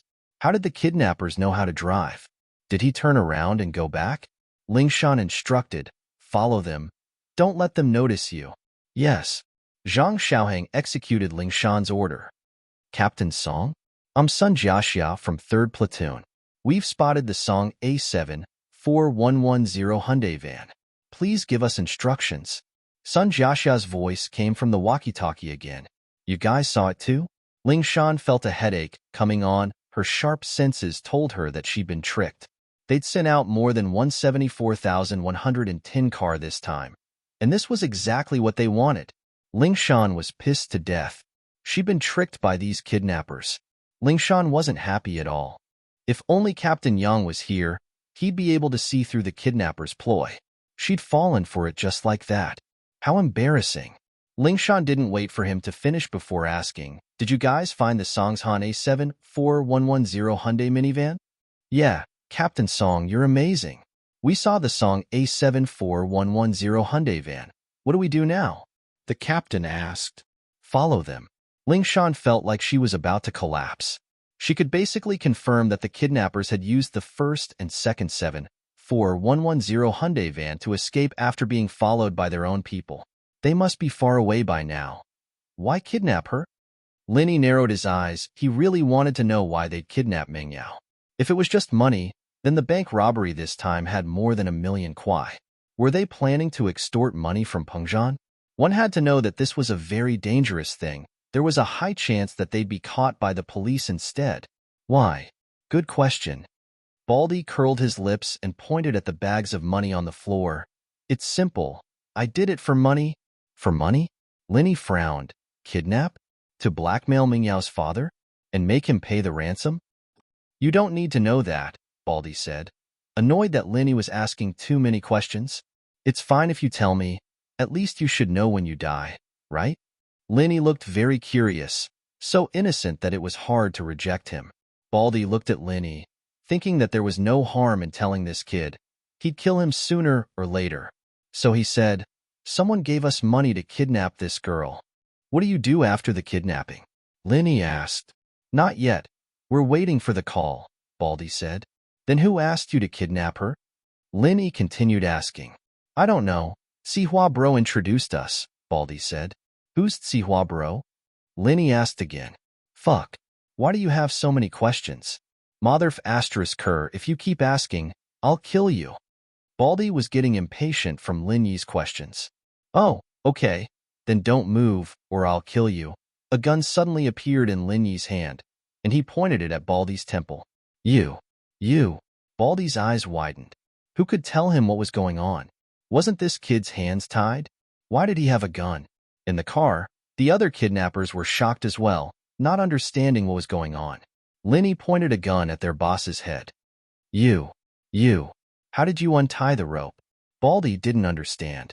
Indeed, he didn't understand. Weren't Lin Yi's hands tied together? Oh, I was stupid when I was a kid. When I played with flower rope, I often tied my hands together in a dead knot. After a while, I could untie it myself, Linny said. Wow. Baldy's mouth opened wide in shock. Was that even possible? Flower rope could be so powerful? However, Baldy was still surprised. Then why do you have a gun? I got it from that Malu, Linny said as he pointed at Malu, who was closest to him. Malu subconsciously touched his trouser pocket and was shocked. His gun was indeed gone. It seemed like it was really in Lin Yi's hands. This time, Baldy was completely speechless. He gave up. What was he playing at? This kid was too powerful, wasn't he? In his heart, he was cursing Malu's ancestors. Chapter 38. Should I take off my pants? Linny poked Baldy's head with the gun. Tell them not to move, or I'll kill the hostages. You. Don't do anything stupid. Baldy wanted to cry. Wasn't that what he and his men said to the police at the bank? Just like that, retribution had fallen on him. What was karma in one's lifetime? Just like now. Yeah, not bad. Linny nodded, satisfied. Can you tell me now? Who's Tsihua Bro? My boss. I don't know anything else, but he asked me to do this. Bro, please don't shoot. Baldy was a coward. 2. He'd been acting all high and mighty before, but even he was scared when his life was in danger. He'd accepted this mission for the money, so that he could have a good time, but it wasn't worth it if he had to put his life on the line. Linny frowned. He could tell that Baldy was just a small fry and didn't know what was going on. "All right, stop the car," Linny ordered. "Stop the car? For what?" Baldy blinked. "Of course we're getting off the car. You're not planning on kidnapping her now, are you?" Linny glared. "No. I mean, you're not sending us to the police?" Baldy wasn't expecting Linny to let them go. "What does that have to do with me?" Linny rolled his eyes. "I'm not a cop. Do they give me a salary?" Baldy was overjoyed when he heard what Linny said. He'd thought that Linny was going to send them to the police. But now that they'd escaped death, it was only natural that he'd be overjoyed. They hadn't completed the mission, but they'd gotten a huge sum of money from the bank, enough for the rest of their lives. Therefore, the bald man excitedly ordered the driver to stop the car. Linny pulled out a gun from Baldy's body and tossed it to Mingyao. "Take this and aim at their car wheels." "Oh." Mingyao didn't know why Linny said that, but she still took the gun and held it tightly in her hands. Linny let Mingyao out of the car first, and then he did the same. "You guys can choose to shoot me or Mingyao, but you have to kill me. If you don't kill me, I'll aim at your gas tank. Do you understand, Bald?" Linny said as he patted Baldy's bald head. "No. No way." Baldy shivered for no reason. This brat, Linny, was really strange. Baldy didn't want to complicate matters any further. When Linny got out of the car, he paid special attention to the Jade's reaction, but there was no sign of it. Linny let out a sigh of relief. It seemed like Baldy and his men had made a smart choice. If Linny's Jade had reacted in the slightest, Linny would have grabbed Baldy and forced him to get out of the car with him. Linny and Mingyao got out of the car, and the car sped away like a wisp of smoke. It was just as Linny had predicted. The Baldy didn't do anything untoward. "What are you looking at me for? Call Faubert and ask him to come get us," Linny said, amused and angry at the same time as he looked at Mingyao, who was staring at him blankly. "Oh." Mingyao couldn't believe it. Just like that? But looking at the van driving away, it did seem like it was the case. But what was Linny doing? Using a commanding tone to talk to her? "Hey, why didn't you confiscate all their guns and send them to the police station?" Mingyao was still holding a grudge against Lin Yi's last sentence. What did he mean by he wasn't a cop and the police station didn't pay him? Couldn't he do something good? That car was full of cowards, threatening their boss with a gun. They wouldn't dare to act recklessly, but once their guns were confiscated, they'd know that they were done for. They'd make a last stand. Linny said, "But you had their boss as a hostage?" Mingyao didn't understand. "You're done for? Why would you care about your boss? Please, don't be so naive, okay?" Linny said helplessly. "It was pure luck that we were able to get out of danger this time." "Hey, who the hell did you piss off? These people were obviously coming for you." "Humph. Stop being so cocky." Mingyao wasn't happy with Lin Yi's attitude. "You're my follower, okay? Is this how you talk to your master?" Lin Yi was speechless. This woman was really unreasonable. Yushu sat in Faubert's car, wiping away her tears. Who knew what would happen to Mingyao and Lin Yi after they were captured? If they were lucky, they'd be released. But if they weren't, Yushu didn't dare to think about it. Faubert, on the other hand, had a worried expression on his face. He couldn't reach Pengzhan at this critical moment, and it made him very anxious. Suddenly, the phone rang. Faubert was startled and picked up the phone. He looked at the caller ID, and a mixed expression appeared on his face. It was Meng Yao's number, but it might not be her calling herself. It could also be the robbers using Meng Yao's phone to call him. Either way, there was news. "Hello? Hello." Faubert picked up the phone carefully. "Faubert, come get me." Meng Yao felt that Faubert's voice was so friendly for the first time. Lingshan and the police came with Faubert. "Yao Yao." Yushu was the first to rush out of the car, hugging Meng Yao tightly. "You scared me. I thought I'd never see you again." "Stupid girl, you're always talking nonsense." Meng Yao had recovered from the shock and didn't know whether to laugh or cry at Yushu's words. "Mr. Lin, are you all right?" Faubert asked quickly after seeing the blood on Lin Yi. "I got shot in the thigh. It's nothing serious, right? Lin Yi stood up with a limp. It really did hurt a little. After all, it was a bit of an aftershock. Faubert really admired Linny now. He got shot, and he said he was fine. What a real man. A real man. He wondered if Linny would be speechless if he knew what Faubert was thinking. He remembered that there was a female celebrity who was jokingly called a real man. Mr. Lin, right? Please come with us to the police station to record your statement. Ling Shan walked over and said formally to Lin Yi. Chapter 39.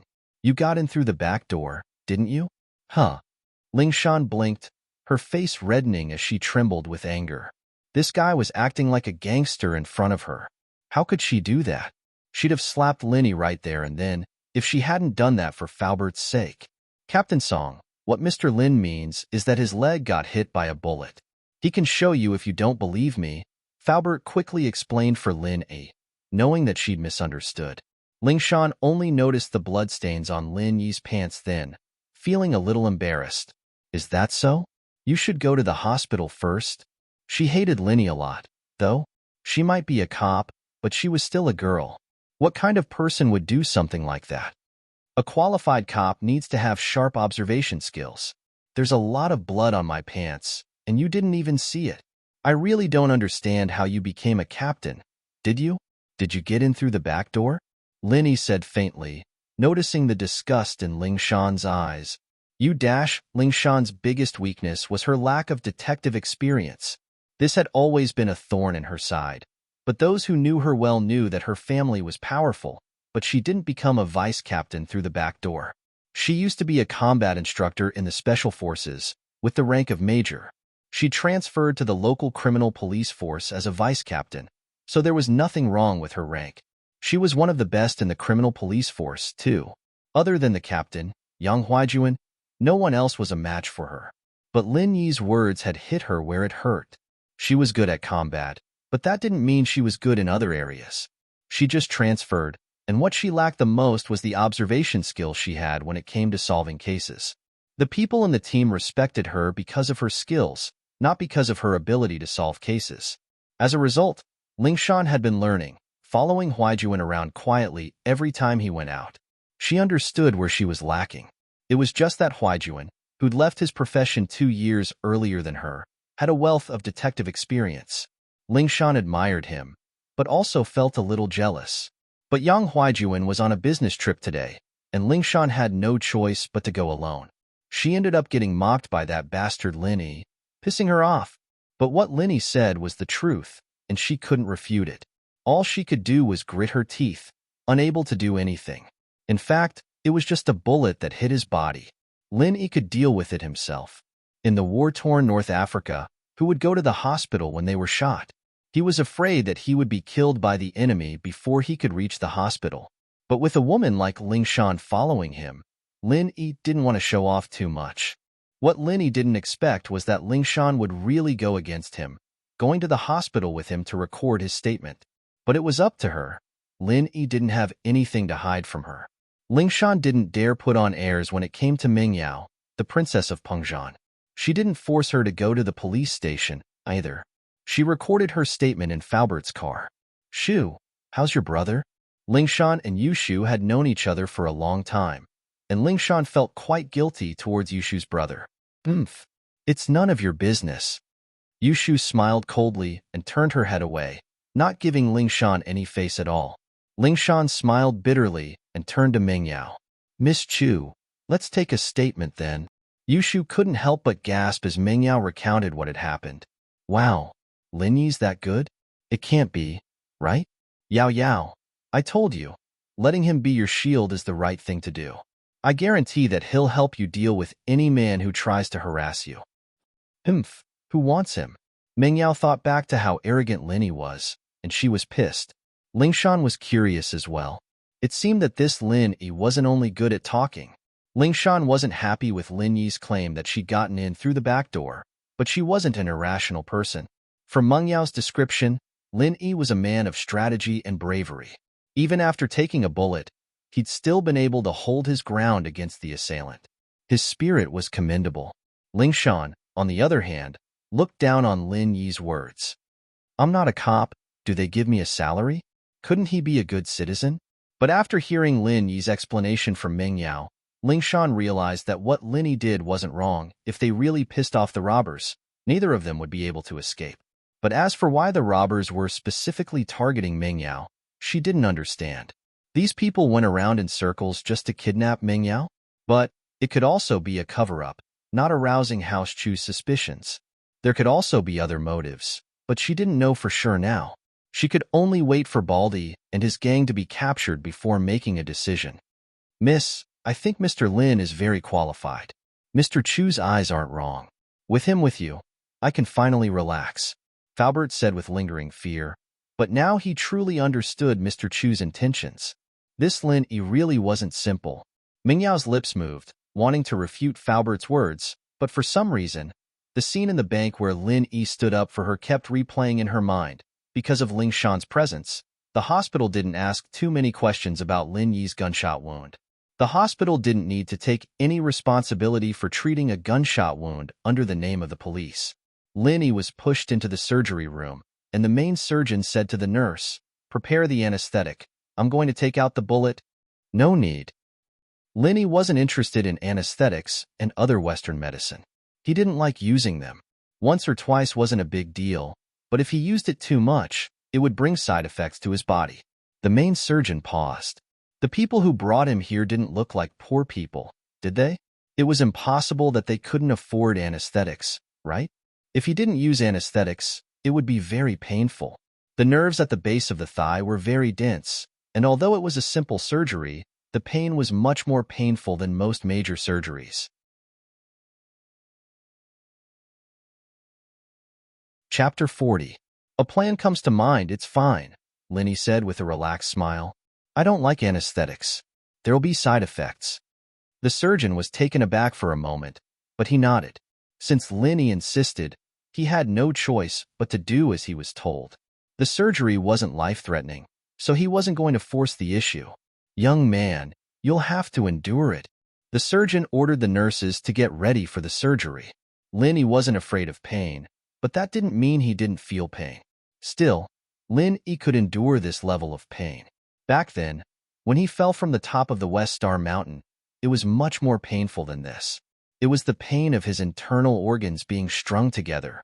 Young man, how did you get hurt? The surgeon, Sun Weiman, was an experienced surgeon. His medical skills were excellent, but he also had a good eye for people. While Lin Yi had a gunshot wound, he didn't look like the kind of suspect the police would send to them. That was why Sun Weiman took the initiative to talk to him, distract Lin Yi, and lessen his pain. In the bank, got hit by a robber. Lin Yi understood what Sun Weiman was trying to say. Lin Yi's attention wasn't that easy to distract, of course. Lin Yi had been trained since he was young to never let his guard down under any circumstances and never let his focus get distracted. Oh, I see. When Sun Weiman heard it, it was just as he had guessed. This young man was not a criminal suspect but a victim, so he said frankly, the situation at the time was very tense, right? It's all right, Lin Yi said with a smile. I could have dodged the bullet, but there was a girl behind me. She'd be in trouble if I dodged the bullet, so I had no choice but to take it head-on. Wasn't that a little stupid? Lin Yi had seen similar news reports back in the mountains. People who did good deeds were called idiots, and people who were cold and selfish were called smart. Lin Yi was mocking himself as he spoke. When Sun Weiman heard that Lin Yi was actually injured like this, he immediately admired this young man in his heart. Young man, you are very great. This wasn't a fool. This was a hero saving a damsel in distress. Did that girl fall in love with you at first sight? After that, I was taken hostage by the robbers. Who knows what she was thinking? Lin Yi smiled bitterly. At that time, she probably didn't think that I was taking the bullet for her. After all, the criminal was shooting at me. That's already very good. Young man, you know how to sacrifice yourself for others. Sun Weiman admired Lin Yi very much. What's your name? Lin Yi. It's on the medical record, Lin Yi said with a smile. Hee. I'm sorry. I'm in contact with too many patients every day. I rarely pay attention to these things, Sun Weiman said with embarrassment. The surgery went smoothly. Lin Yi didn't yell or move his legs either, so Wayman was able to finish the surgery in a short amount of time. Lin Yi's reaction surprised him. He didn't use any anesthetics, but Lin Yi was able to keep up with the surgery. This young man's willpower wasn't simple at all. After the surgery, Lingshan came to the room to record Lin Yi's statement. She ran into Sun Weibin, the main surgeon. Sun Weibin, naturally, praised Lin Yi. Officer Song, this young man is really rare. Sacrificing himself for others, he should be a role model for society. You guys should give him an Outstanding Citizen Award for his bravery. What do you mean? Lingshan admired Lin Yi's calmness in the face of the criminal, but that didn't count as sacrificing himself for others, did it? Mengyao didn't go into too much detail about Lin Yi taking the bullet in the bank. She only said that Lin Yi was shot by the robber, so Lingshan didn't know the details of the whole thing. Oh? You still don't know?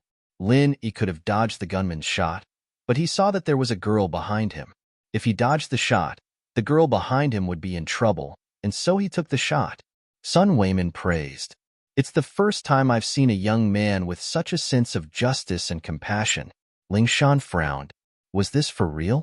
Why did it sound like a story? Plus, a bullet wasn't something that Lin Yi could dodge just because he wanted to.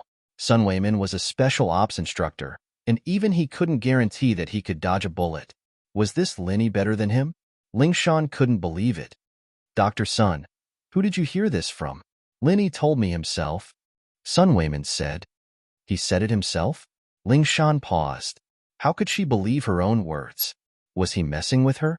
She said that she could kill an elephant with one punch. Who'd believe her? Sun Wayman saw that Lingshan was doubtful as well. He smiled. This guy didn't even use anesthetics when he took the bullet out, and he didn't even complain about the pain. I believe what he's saying based on his mental fortitude alone. Sun Wayman had a lot of other things to do, so he couldn't keep chatting with Lingshan.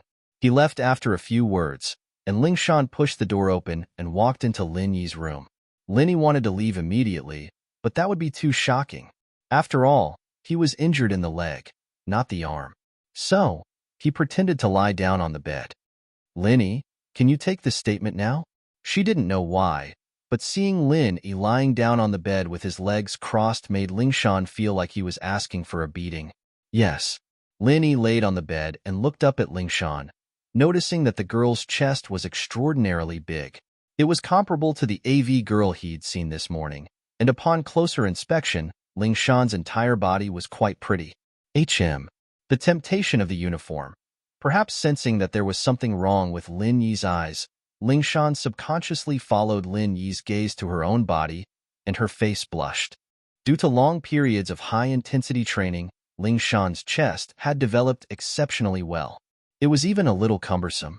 If she didn't wear a bra, she'd be shaking when she walked, and it was very inconvenient.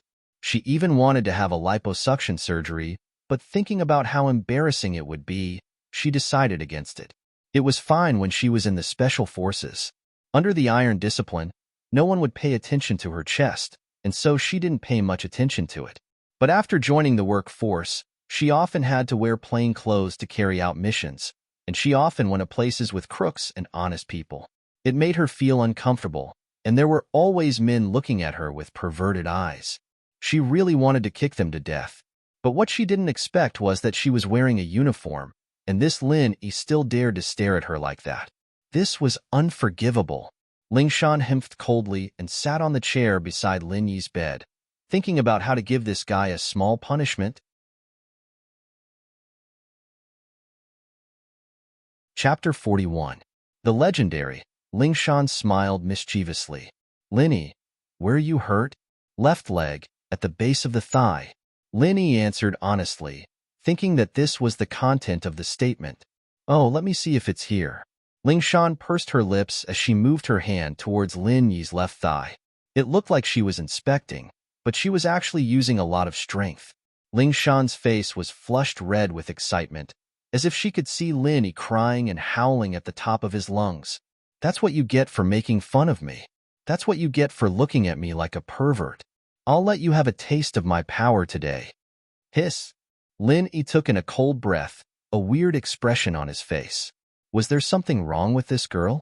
Was this how she checked someone else's injury? Why was she using so much strength? It was fortunate that he had high endurance, otherwise he'd have screamed out already. Lingshan was a little disappointed that Linny didn't scream like she'd expected. Could it be that she wasn't using enough strength because she was being nice? And so, Lingshan increased the strength in her hand once more. Hiss! Oh! Linny couldn't hold it in any longer and let out a low growl. What the fuck? Was this for real? Linny was just about to yell at Lingshan when a cry came from the door.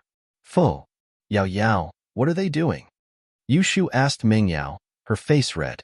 Shu, we can't watch anymore. It's not pure anymore. Mengyao's face was red as well. They're doing something really evil. Oh. Yushu, naturally, wasn't dumb enough to not understand what was going on. Lingshan sis is so hot. Doing something like that in the hospital. Could this be the legendary hitting planes? Lingshan's back was facing the door, and her right hand was rubbing up and down Lin Yi's thigh. Lin Yi looked like he was about to die, and it was inevitable that people would misunderstand. From the back, they couldn't see where Lingshan's hand was, so it was easy to think that she was helping Lin Yi hit the plane. Lingshan didn't know what they were talking about at first, but Yushu's words about the legendary hitting planes made her shiver. Looking at the expression on Lin Yi's face, it was hard not to misunderstand. Lingshan's face went feverish, and she was just about to explain when a cough sounded. It turned out that Faubert had come to Lin Yi's room with Mingyao and Yushu. Seeing the situation, Faubert couldn't help but cough dryly. Officer Song, Mr. Lin hasn't fully recovered yet, and it's a public place in the hospital. It's not very suitable for him to do other things. I didn't. Lingshan really didn't know how to explain things to Faubert. Forget it. Hurry up and tidy yourself, we'll come in later. Faubert shook his head as he pulled Mingyao and Yushu out of the room. He thought to himself, am I getting old? Was she unable to keep up with the times? She really didn't know that the Officer Song she'd met before was such a conservative person. Why was he so open today? Could it be that he had fallen in love with Lin Yi? Yao Yao, that Lingshan's trying to steal food from the tiger's mouth. Yushu raised her fist angrily after leaving the room. What do you mean by stealing food from the tiger's mouth? Mengyao's face was very red. Her heart was beating very fast just thinking about what she'd seen. Lin Yi's your shield. What's wrong with her stealing it? Yushu said hatefully.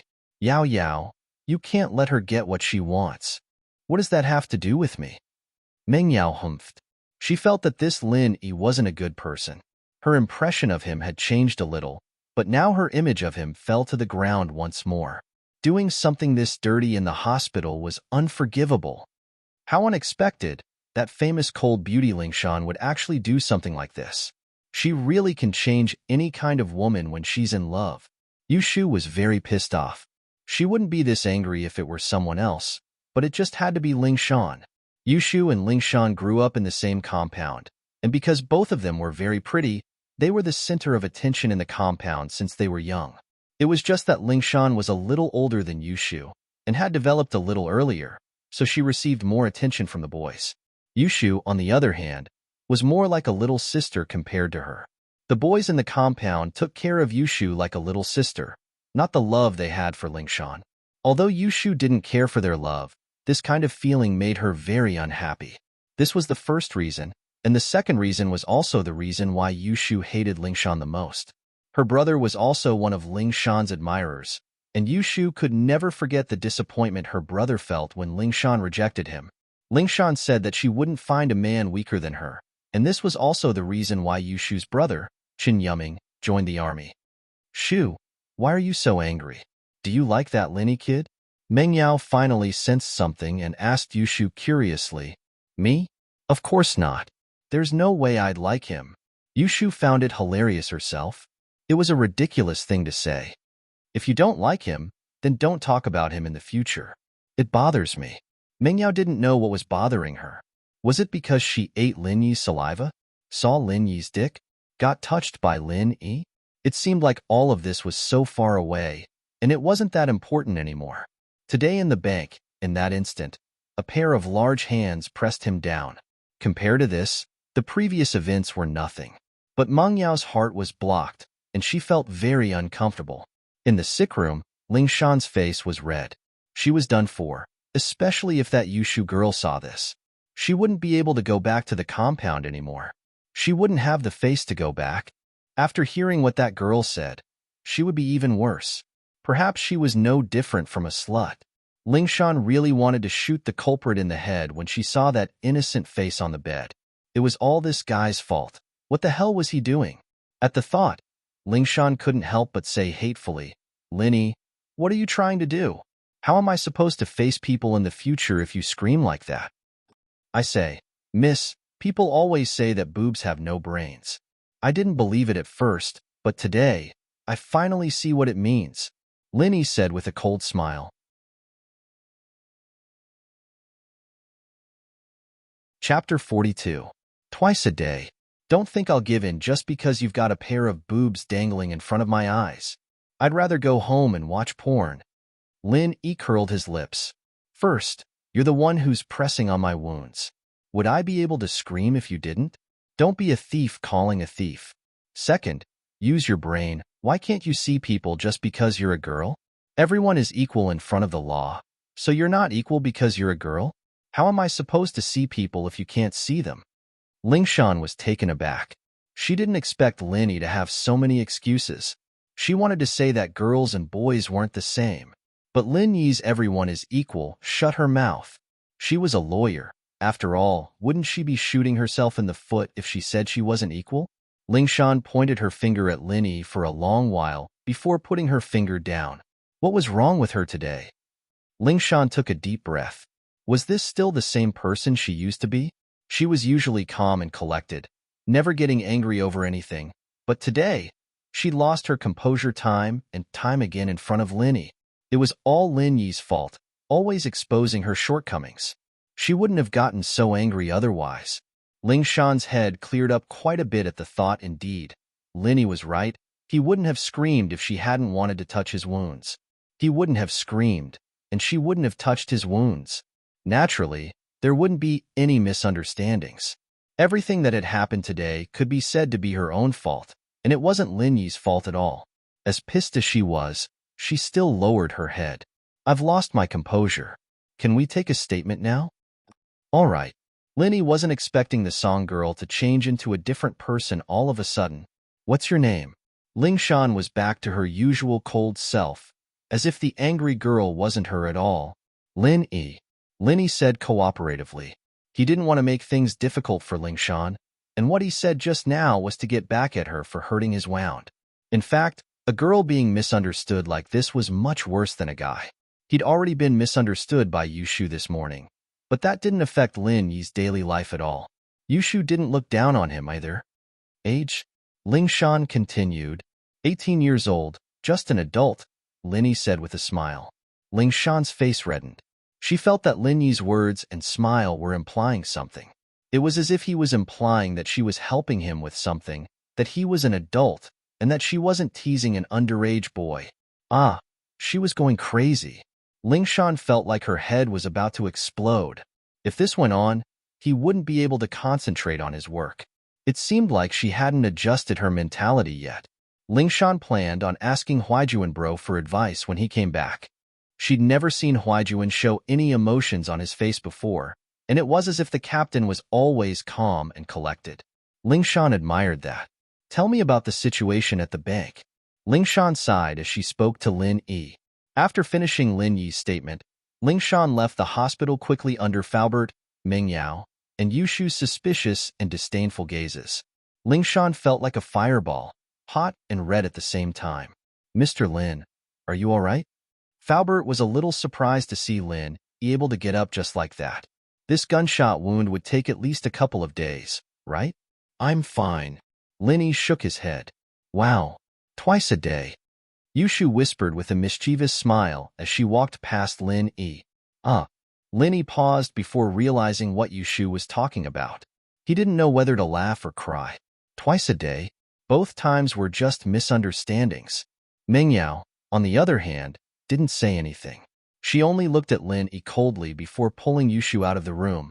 That's just how Yao Yao is. Please don't mind her, Mr. Lin. Faubert patted Lin Yi's shoulder after Mingyao and Yushu left. It's all thanks to you today. When Mr. Chu comes back, I'll definitely ask for a reward for you. No need. Linny smiled. Mr. Chu gave me so much money, naturally, I have to be worthy of it. Haha. Faubert laughed happily. No matter what, it's all thanks to you today. Faubert, this isn't as simple as it seems. According to that baldy, someone called Sihua Bro ordered them to do this. Their main motive this time was probably a bank robbery. Kidnapping Ming Yao was the real deal. Linny said, although I don't know what the mastermind is planning, I think we still need to investigate this. The police force alone isn't enough. Yes, I understand.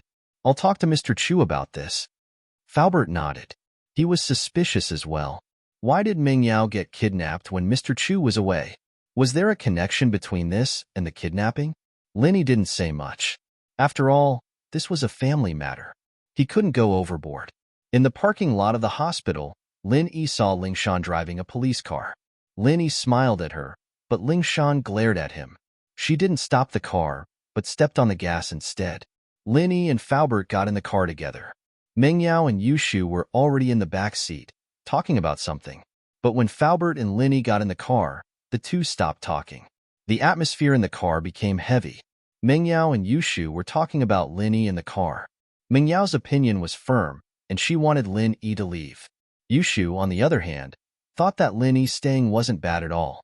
At least he would have breakfast every day. This made Meng Yao furious. Why did he only know how to eat? There were plenty of chefs in the restaurants under her family. Why would they need a country bumpkin like Lin Yi? And so, the two fell silent. When Lin Yi got in the car, it became even more silent. Faubert parked the car in front of Meng Yao's villa. It seemed that Yushu was going to stay with Meng Yao. Faubert didn't even park the car in front of Yushu's house. The three got out of the car, and Faubert drove away. He still had to go to the hotel to prepare food for the three kids. Of course, in his eyes, Lin Yi was also a kid. Stop! Meng Yao stopped Lin Yi the moment he stepped into the villa.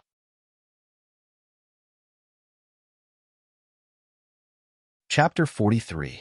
She doesn't like him. You saved me today. I'm very thankful for that. I'll tell my dad to give you more money as a reward, but that doesn't mean I'll accept you. I'll tell my dad to fire you when he gets back.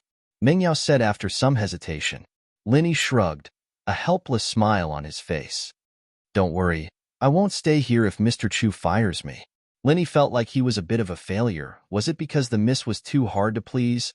Or was it because he wasn't good enough? But it didn't matter. As much as he liked the easy life he had right now, going to school and getting out of school, living with two beautiful girls, and having a good friend at school, it wasn't a life that belonged to him. Meng Yao panicked even more as she watched Lin Yi's downtrodden silhouette. Was she wrong? Shouldn't she have kicked him out? Meng Yao's heart wavered for the first time in her life. Lin Yi was the scale that she was supposed to be on. Lin Yi went back to his room and took off his clothes. There was a large patch of blood on his pants, and it looked like he wouldn't be able to wear them anymore. It was such a waste of a good pair of pants. Lin Yi's heart ached a little as he tossed the pants into the trash can in the corner of his room. Lin Yi took out a spare set of school uniform. Lin Yi walked out of his room after changing. Meng Yao and Yushu were watching TV on the sofa, and Lin Yi didn't want to disturb them.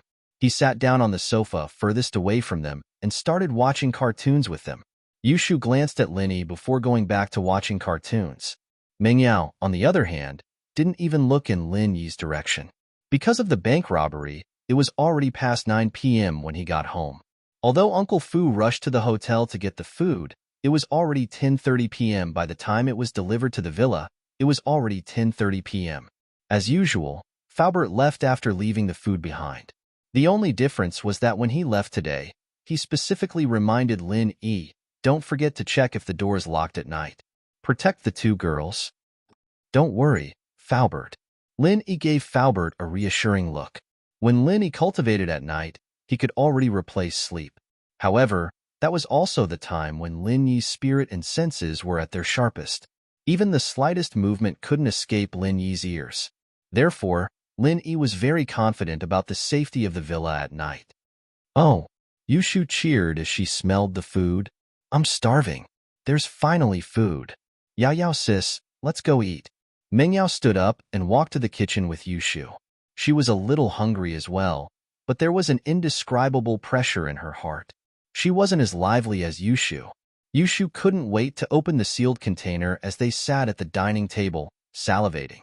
Yao Yao sis, it's braised chicken, tofu, hot and sour potato strips, and pig's foot soup. This pig's foot soup must have been custom-made for breast enlargement. Meng Yao glared at Yushu, telling her not to talk nonsense. There was a man in the house, and it wasn't the two of them anymore. Oh, Yushu shut her mouth. It smells so good. I love tofu. I heard that if you eat too much tofu, your skin will become whiter, just like the tofu beauty in the textbook. Meng Yao picked up her chopsticks and put them down again, glancing at Linny on the sofa. He was still watching TV. She didn't know why, but that lonely figure made Meng Yao feel very uncomfortable. He was fighting to eat with her yesterday, but he wasn't here today. It must have been because she ate his saliva yesterday. Call your shield bro over for dinner, Meng Yao said to Yushu after some hesitation. That's your shield bro, all right? I don't need a shield, Yushu said with a smile as she looked at Meng Yao, trying to figure out what was going on. Why'd you call him over for dinner? Let's just ignore him then, Meng Yao said coldly, feeling a little nervous under Yushu's pressure. Oh, I'll go get him then. Yushu smiled and stood up, calling out to Linny in the living room. Shield bro, it's dinner time. You guys eat first. I'll eat after you guys are done. Meng Yao doesn't like me, Linny said gratefully as he looked at Yushu. This girl was really nice to him. After all, he didn't make her noodles for nothing. Meng Yao's hand shook when she heard Lin Yi's words, and a piece of braised chicken fell onto the table. Meng Yao wanted to cry. She was the one who asked Linny to come over for dinner, and this guy was treating Yushu like a kind-hearted person. He even said that she didn't like him. What a waste of my good intentions, Yao Yao said. Yushu was about to say something when Meng Yao pulled her back. Ignore him. Let him starve to death, Meng Yao said hatefully. She hated him to death. But Yao Yao, didn't you say you wanted him to eat with us? Why are you ignoring him now? Yushu looked at Meng Yao strangely. I changed my mind. Meng Yao humphed and hesitated. Shu, if you like him, then call him over. Me? But he said that you don't like him, Yushu said innocently. Meng Yao wanted to say that she didn't like him, didn't she? But if she said it out loud, wouldn't that make it sound like she liked him? Meng Yao's lips twitched, but she didn't say anything in the end. Let's eat. Sometime later, if she could go back in time, Meng Yao would have stood up and yelled at him without hesitation. I like you. I like you. Come and eat with me. Meng Yao didn't hesitate at all when she heard those words from him. But time couldn't be turned back, and it was destined that in the future, Meng Yao would spend many sleepless nights hugging the blanket that was soaked in tears. Meng Yao made her wish the moment the meteor streaked across the night sky. But, was it really going to work? Looking at the starry sky, Meng Yao realized that she didn't know when it started, but the distance between them was getting farther and farther. Although it seemed to be within reach, there was an insurmountable ravine between the two of them, and this ravine was dug out by her own hands.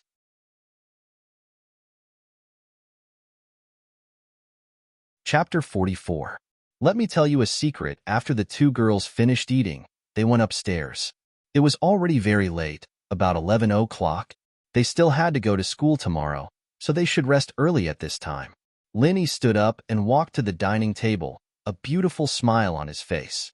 He didn't hear what Yushu and Meng Yao were talking about, but he saw everything that happened after Yushu told him to eat and sat down at the dining table. The two girls spoke very softly, but they didn't expect Lin Yi to be able to read lips. Linny heard every single word Meng Yao said. So the miss was a girl with a sharp tongue, but a soft heart. Linny smiled faintly as he started cleaning up the leftovers. It wasn't really leftovers, since the two girls didn't have big appetites. They wouldn't be able to finish 4 big boxes of food, no matter how hungry they were. They only took a few bites of the braised chicken, evidently afraid of getting fat. In fact, being able to eat Meng Yao and Yushu's leftovers was a great blessing to the boys. Pin Liang, for example, wouldn't get sick of it even if he had to eat it every day. Lin Yi was famished, and he let out a satisfied burp after finishing everything on the table. Footsteps came from behind him, but Lin Yi didn't turn around. He could tell from the footsteps that it was Yushu. The two's footsteps were slightly different, but Lin Yi could tell them apart. Wow, shield bro, Are you a pig? You can eat so much. As expected, it was Yushu. She was a little thirsty, so she went down to grab a drink when she saw the empty lunchboxes on the table. She jumped in fright. Haha. Linny smiled. It's all right, but you two sure are wasteful, leaving so much food every day. We have you now, don't we? Yushu said disapprovingly. Evidently, it wasn't easy for them to understand the feeling of, who knows how hard it is to eat in a big family like this? Linny didn't say anything. He understood the difference in their environment, and there was no point in explaining things like that. Yushu and Mingyao wouldn't understand anyway. Right, shield bro, let me tell you a little secret, Yushu said mysteriously to Lin Yi as she took out a bottle of black tea from the fridge. What secret? Lin Yi blinked as he looked at Yushu. Sister Yao Yao said she didn't say she doesn't like you. You can eat with us next time. Yushu whispered. I see. I understand. Lin Yi nodded. Thank you. But next time, I'll wait for you guys to finish eating. Why? Yushu asked. I'm afraid it won't be enough for you guys. Lin Yi smiled as he pointed at the empty lunchboxes on the table. Ha! Yushu said with a smile. I'm going upstairs. You rest early too. With that, she made a goodbye gesture and ran up the stairs. Lin Yi shook his head as he watched Yushu's figure disappear. This girl gave him a feeling that he couldn't see through. She looked cute, but she was actually very shrewd. Because of his leg injury, Lin Yi didn't take a shower. He wiped his body with a wet towel and went to bed. He didn't expect to get injured here. Lin Yi didn't bring the herbs from his hometown, and he couldn't heal the injury as fast as possible. Closing his eyes, Lin Yi started practicing the art of dragon mastery. Although Lin Yi looked forward to a breakthrough every day, there was still no progress. The warm sunlight shone into the room, shining on Lin Yi's body. Lin Yi stretched and opened the window, enjoying the fresh air. It was another beautiful day. Lin Yi was looking forward to life. This student life was something he'd always dreamt of, and now that it had come true, he would cherish it. Who knew when the mist would kick him out? Songshan Police Station, in the interrogation room of the criminal police. Ling Shan looked at the people in front of her helplessly, feeling powerless. It had been a night, and there was no progress on the case. The information they got were all useless. The fake black MPVs with Songshan A74110 plates were all arrested, but they were all people who didn't know anything. Ling Shan didn't believe it at first, but after investigating these people's backgrounds, Ling Shan was disappointed. These people were either laid-off drivers or bus drivers on vacation. The cars with the Song A74110 license plate were hired by someone else. They were each given 500 yuan to drive the cars to the designated location at the designated time. These people didn't even get to the designated location before they were caught by the police. At first, they thought that it was the traffic police who caught them because their cars didn't have legal documents, but they accepted the job because of the 500 kwai. When they found out that it was related to a bank robbery, they realized that they'd been tricked by the criminals. These people could only be sent to the traffic police and dealt with according to the traffic laws. Ling Shan couldn't vent her anger on these people. The exhaustion of the night was a waste of energy, and Ling Shan was depressed. After all, this was her first time solving a case on her own, and the pressure was unimaginable. Captain Song, should we increase the intensity of the search? Lu Wangli, the squadron leader of the first squadron, asked. They'd been searching for the entire night, but they hadn't found any traces of the robbers. If they continued searching after dawn, it'd definitely interfere with normal social activities, and so Ling Shan was hesitant. If they increased the intensity of the search, it'd be equivalent to setting up checkpoints on the main roads, checking the people in the cars. I'll ask Captain Yang. In the end, Ling Shan had no choice but to call Huaijuan and ask him what she should do in a situation like this. Sometimes, Ling Shan felt that she was really lacking. Huaijuan was also a retired soldier, but his observation skills were 100 times sharper than hers. It didn't matter what case it was, it wouldn't be able to escape his meticulous analysis and reasoning. The truth of the case would come to light very soon. But Ling Shan felt that she had too much to learn. This vice captain position. Yes, Linny was right, it really did seem like she'd gotten it through the back door.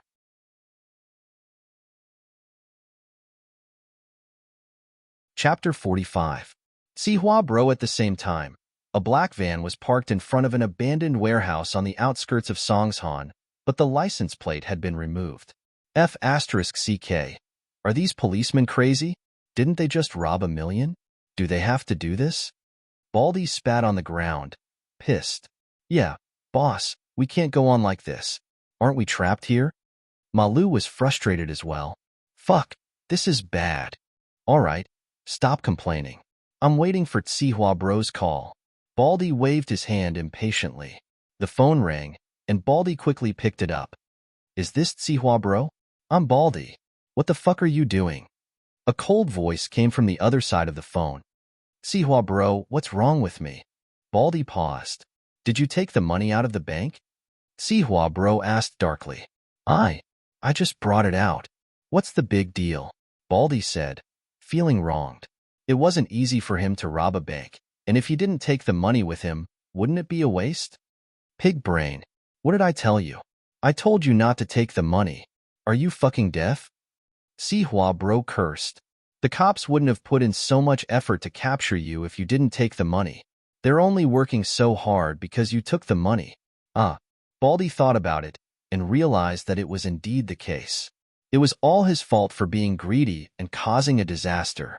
He quickly begged, Sihua bro, I'm risking my life for you. You can't just leave me like this. You have to save me. Humph. Is that girl all right? Sihua bro humphed coldly. Girl? What girl? Baldy blinked.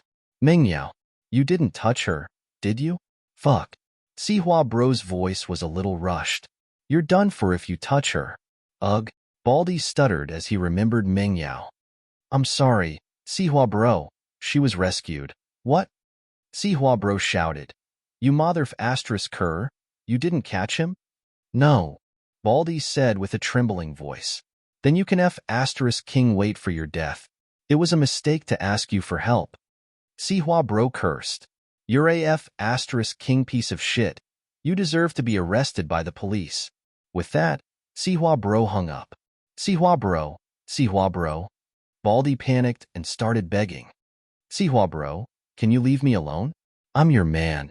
But after praying for a long time, Baldy realized that Sihua bro had hung up. Boss, what did Sihua bro say? Malu asked anxiously after Baldy put down the phone. Sihua bro abandoned us, we're done for. Baldy said dejectedly. Doomed? Malu was taken aback. What do you mean? Sihua bro doesn't care about us anymore? He doesn't care about us anymore, because we didn't catch that Chu Mingyao girl. Baldy sighed as he sat on the ground. Mother****, King Baldy, it's all your fault. That girl wouldn't have been able to get away if you hadn't been kidnapped by that kid. Malu suddenly became agitated as he jumped up from the ground and pounced at Baldy. You dare to rebel? Baldy was stunned. He looked at Malu in disbelief as he punched himself. Why are you still trying to act tough at a time like this? Malu smiled coldly. You mother****, if that kid didn't take your gun, we wouldn't be in this state right now. Baldy said as he started fighting with Malu. Bang, bang. 2 gunshots rang out, and Baldy and Malu fell into a pool of blood. Both of them died with their eyes wide open. It was Baldy's lackey who had been shouting at the bank. His name was Ji Laosan, and he was the most prestigious person in the group other than Baldy. He was the vice leader. Third bro, you. The remaining 2 lackeys looked at Ji Laosan in shock. These 2 people are too sentimental and blaming others. Old Ji snorted and said, What time is it now? Fighting amongst ourselves? Sihua bro doesn't want us, so he doesn't want us anymore. But we have hands and legs, and most importantly, we have money. As long as we survive this, we'll be able to enjoy endless wealth. Don't you guys think so? The 2 lackeys thought about it and agreed. Baldy and Malu were arguing endlessly, and fighting amongst each other was the scariest thing in a situation like this. If they weren't careful, they'd become a clue to the police, and they'd fall into the police's hands. Only by working together could they survive this crisis. The 2 lackeys nodded at the thought. After all, Baldy was dead, and Ji Laosan was now the leader. They could only place their hopes on Ji Laosan if they wanted to be safe. This money is enough for the 3 of us to spend for the rest of our lives. Ji Laosan opened the money pouch, revealing the bundles of banknotes inside. He knew that there was no point in saying anything right now. Money was the only thing that could buy people's hearts. We'll each get close to 500,000 in here. 2 less people means 1 less person to split the money with. Third bro, we'll leave everything to you 3. The 2 lackeys nodded in agreement. Ji Laosan nodded in satisfaction as he looked at Baldi and Malu's corpses in disdain. Both Mengyao and Yushu almost overslept because they'd slept late last night. The 2 only crawled out of bed after the alarm had rung thrice, running to the bathroom to wash up. Lin Yi, on the other hand, woke up early and made 3 bowls of noodles. He started boiling water when he heard the commotion upstairs. He'd made yangchun noodles yesterday, and Lin Yi was making chicken noodles today. There were still some leftovers from the braised chicken from yesterday, so Lin Yi decided to use the leftover chicken juice to make the soup. Lin Yi's noodles were done by the time Mengyao and Yushu came downstairs. Wow, it smells so good. Yushu's nose was sharp, and she picked up the smell immediately. She ran to the dining room happily. Yao Yao, your shield bro made noodles for us again. Mengyao had wanted to follow Yushu to the dining room, but Yushu's words stopped her in her tracks. It was Lin Yi's noodle. Should she go? Mengyao would have turned around and walked away, pretending that she hadn't smelled anything, if it was for the sake of her pride and face. But the smell of the noodles was too tempting.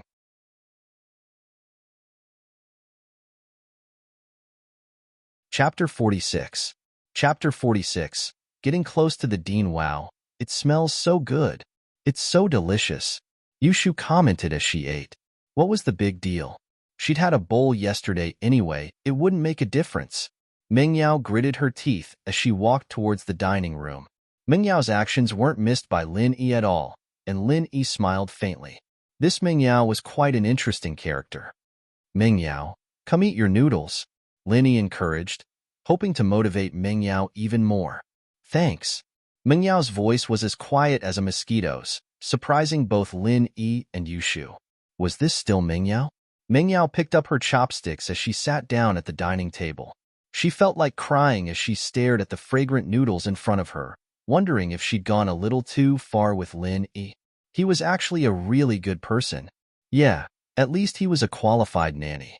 Faubert's car stopped in front of the villa punctually at 7 in the morning, and Mengyao, Yushu, and Lin Yi walked out of the villa. Mengyao didn't say anything, but there was less hostility in her eyes now as she looked at Lin Yi. Mr. Lin, according to the doctor's orders, you'll have to go to the hospital to get your bandages changed, Faubert said. I'll send Miss Chu and Miss Chen to school first, and then I'll drive you to the hospital to get your bandages changed. All right. Lin Yi nodded after some thought. The wound on his leg wasn't that big of a deal, but he didn't want people to think of him as a monster. Miss Chu, can you help Mr. Lin apply for leave? Faubert asked in a negotiating tone. Mengyao didn't know what to say. She didn't hate Lin Yi that much anymore, but asking for leave on Lin Yi's behalf. How could she do that? Wouldn't everyone know that she was living with Lin Yi then? Faubert thought that Mengyao and Lin Yi were still in conflict, so he turned to Yushu. Miss Chen, why don't you help Mr. Lin apply for leave? It's fine with me, it's just that Yao Yao doesn't want people to know that she's living with Lin Yi, Yushu said innocently, but emphasized the word living with. Li Fu slapped his forehead, realizing that Mengyao was worried about that. That was true. How could a girl say something like that? Mengyao didn't want to say it out. Mengyao glared at Yushu. Yushu stuck her tongue out and shut her mouth. She'd said what she needed to say anyway. It's fine. I'm pretty familiar with the dean, Wang Jifeng. I've got his number here. I'll give him a call later and ask him to contact the class teacher. Lin Yi said with a smile. Yao Mio and to Yushu was Yao, Y was. Long as Long de Dean. Long rid you. Lin. That didn't seem possible. But if he didn't know the dean, he couldn't say something like that. Wouldn't his lie be exposed? Mengyao and Yushu weren't the only ones who were surprised. Even Faubert was surprised. How did Lin Yi know the dean? Lin Yi saw through their confusion as well. He turned to Faubert. Faubert, can I borrow your phone for a while? Oh, of course, Faubert said as he handed his phone to Lin Yi. Lin Yi took out a piece of paper from his pocket. There was still some blood on it. He had accidentally stained it yesterday. He dialed the number on the paper, and the call went through after a while. "Hello, is this Yushu?" Linny asked. "Yes. Who is this?" Jifeng was busy with his lover. He jumped when the phone rang. He picked it up and saw that it was an unknown number. His tone was a little unfriendly. "I'm Lin Yi. Yushu, I hope I didn't disturb you," Linny said with a smile. No, no." Yushu's heart skipped a beat. His tone became very friendly. "Oh, it's Lin Yi. Look, how can I have anything good? Class is about to start. Haha, it's like this. I have something to trouble you with, Yushu?" Linny smiled. He didn't expose Yushu's lie. Yushu's tone was very nervous. It was obvious that he was doing something wrong. "What is it? Let's hear it." Wang Jifeng secretly sighed in his heart. "Sigh, it seems that my weakness has finally been caught. The next day, something came to find me. It's like this. I have something to do this morning, so I might be a little late. Please tell my homeroom teacher and ask for a leave. I'll be there around 10. Linny said. "Oh, that's it? Sure, no problem." When Wang Jifeng heard that it was a small matter, he immediately heaved a sigh of relief. Wasn't this easy to settle? It was just a phone call. "Thank you, Yushu. I won't disturb you any longer. Please continue," Linny said meaningfully. "This kid." Jifeng put down the phone helplessly and went back to his work. "Linny, you really know Yushu? And you look really close?" Yushu's mouth was wide open as she looked at Lin Yi in disbelief. "I just met him yesterday. We just hit it off." Linny, naturally, wasn't going to spill the beans about Wang Jifeng. He gave a vague explanation. "Oh," Yushu cheered. "That's great. I'll look for you if I need a leave in the future." Linny smiled bitterly as he looked at Li Fu, who didn't have any expression on his face. Li Fu seemed to have run out of ideas on how to deal with the two girls, turning a deaf ear to their plan to skip class. "All right," Linny nodded. Li Fu, on the other hand, was re-evaluating Lin. The young man looked like a normal guy, but his wits and bravery were undeniable. From the looks of it, his social skills were quite strong as well. And his ability to pick up girls. Even the police beauty Lingshan. Faubert felt a headache coming on at the thought the two princesses wouldn't fall into his clutches, would they? It seemed like he should find some time to talk to Mr. Chu about Lin Yi. Mengyao and Yushu got out of the car at the entrance of Songshan's first hospital, and Faubert drove Lin Yi to Songshan's First People's Hospital. They passed by a mobile store on the way, and Faubert stopped the car in front of the store. He turned to Lin Yi. "Mr. Lin, you should get a phone as well. It'll be hard to keep in touch." Linny nodded. He wouldn't be borrowing Faubert's phone to make calls otherwise.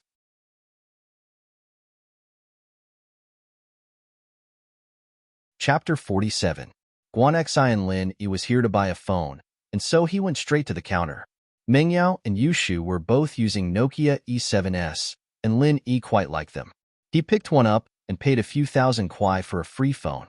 Faubert swiped his card before Lin Yi could pay, smiling at Lin Yi. "These are daily necessities. We should be the ones providing them." Lin Yi didn't argue with Faubert after hearing that. A few thousand kuai was a lot to him, but it wasn't even worth mentioning to Faubert and Pengzhan. Faubert might be a chauffeur, but a chauffeur holding shares in Pengzhan Industries wasn't much. But it was enough to show how important Faubert was in Pengzhan's heart. The traffic on the streets got heavier after the phone was bought, and it was rush hour. Faubert smiled bitterly. "Looks like it'll take up a lot of time again. Speaking of which, Mr. Lin, why are you so close with Dean Wang?" "I talked to him a bit when I went to register yesterday, and we hit it off pretty well. He left me his number, telling me to look for him if I need anything," Linny said with a smile. "I see." Faubert didn't quite believe it, but Lin Yi didn't want to talk about it, so he didn't press him.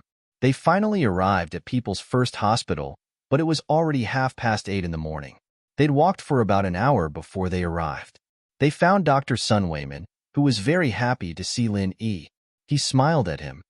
"Little hero, you're here. You're recovering pretty fast, aren't you? You can even walk like that.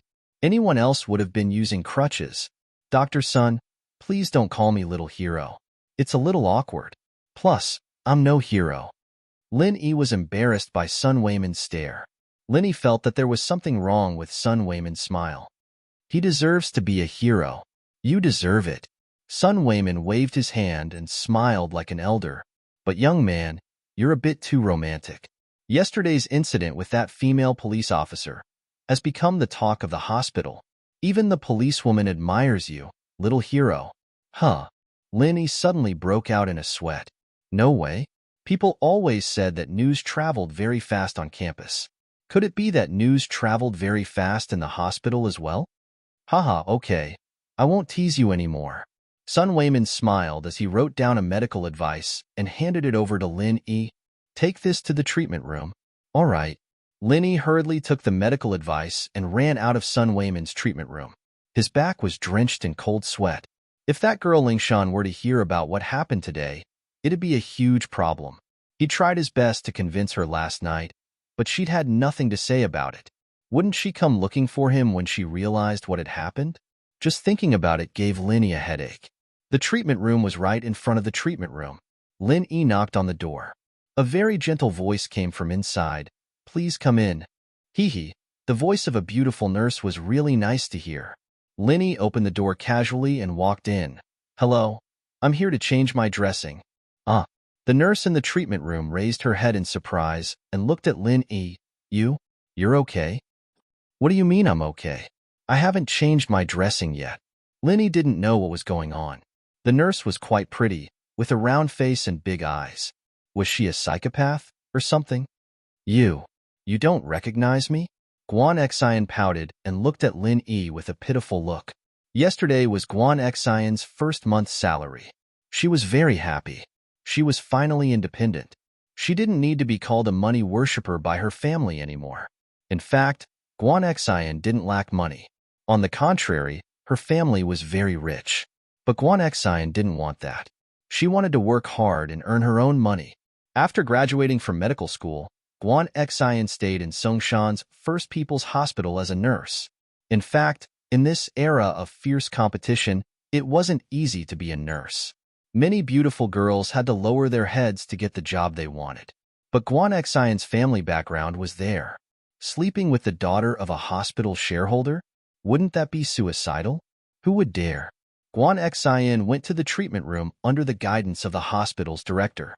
The director let Guan Xian stay there because the director of the surgery department, Sun Weibin, was a very upright person.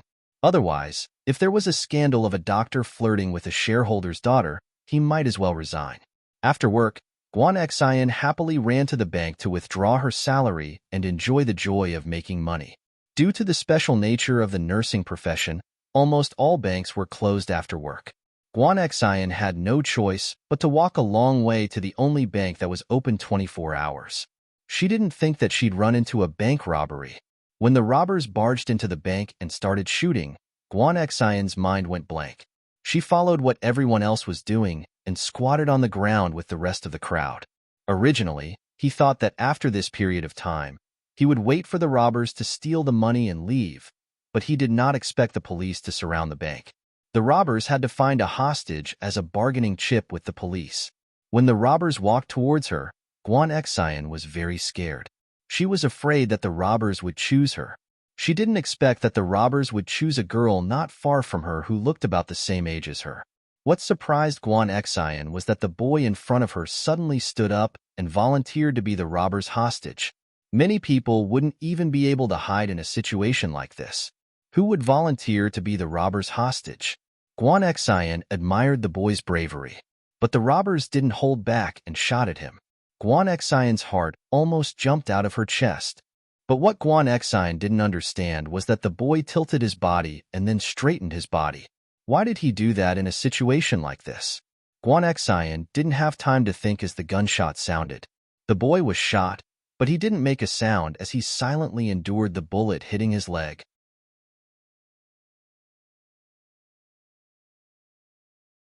Chapter 48. An ambiguous moment. Guan Xian overheard all the doctors and nurses talking about a man named Linny when she got to work this morning. She didn't think much of it at first, thinking it was just some gossip, but it turned out that they were talking about yesterday's bank robbery. Guan Xian, as the person involved, had the most right to speak. Everyone went into an uproar when she said that the young man in front of her stood up and offered to be a hostage. So it was all true. That young man from yesterday was a hero. Sun Wayman had told everyone about it, but the police didn't disclose the details, so most people thought that Lin Yi was just bragging to Sun Wayman. But now that Guan Exine had seen it with her own eyes, Lin Yi really was a little hero. What? He came to the hospital for treatment yesterday?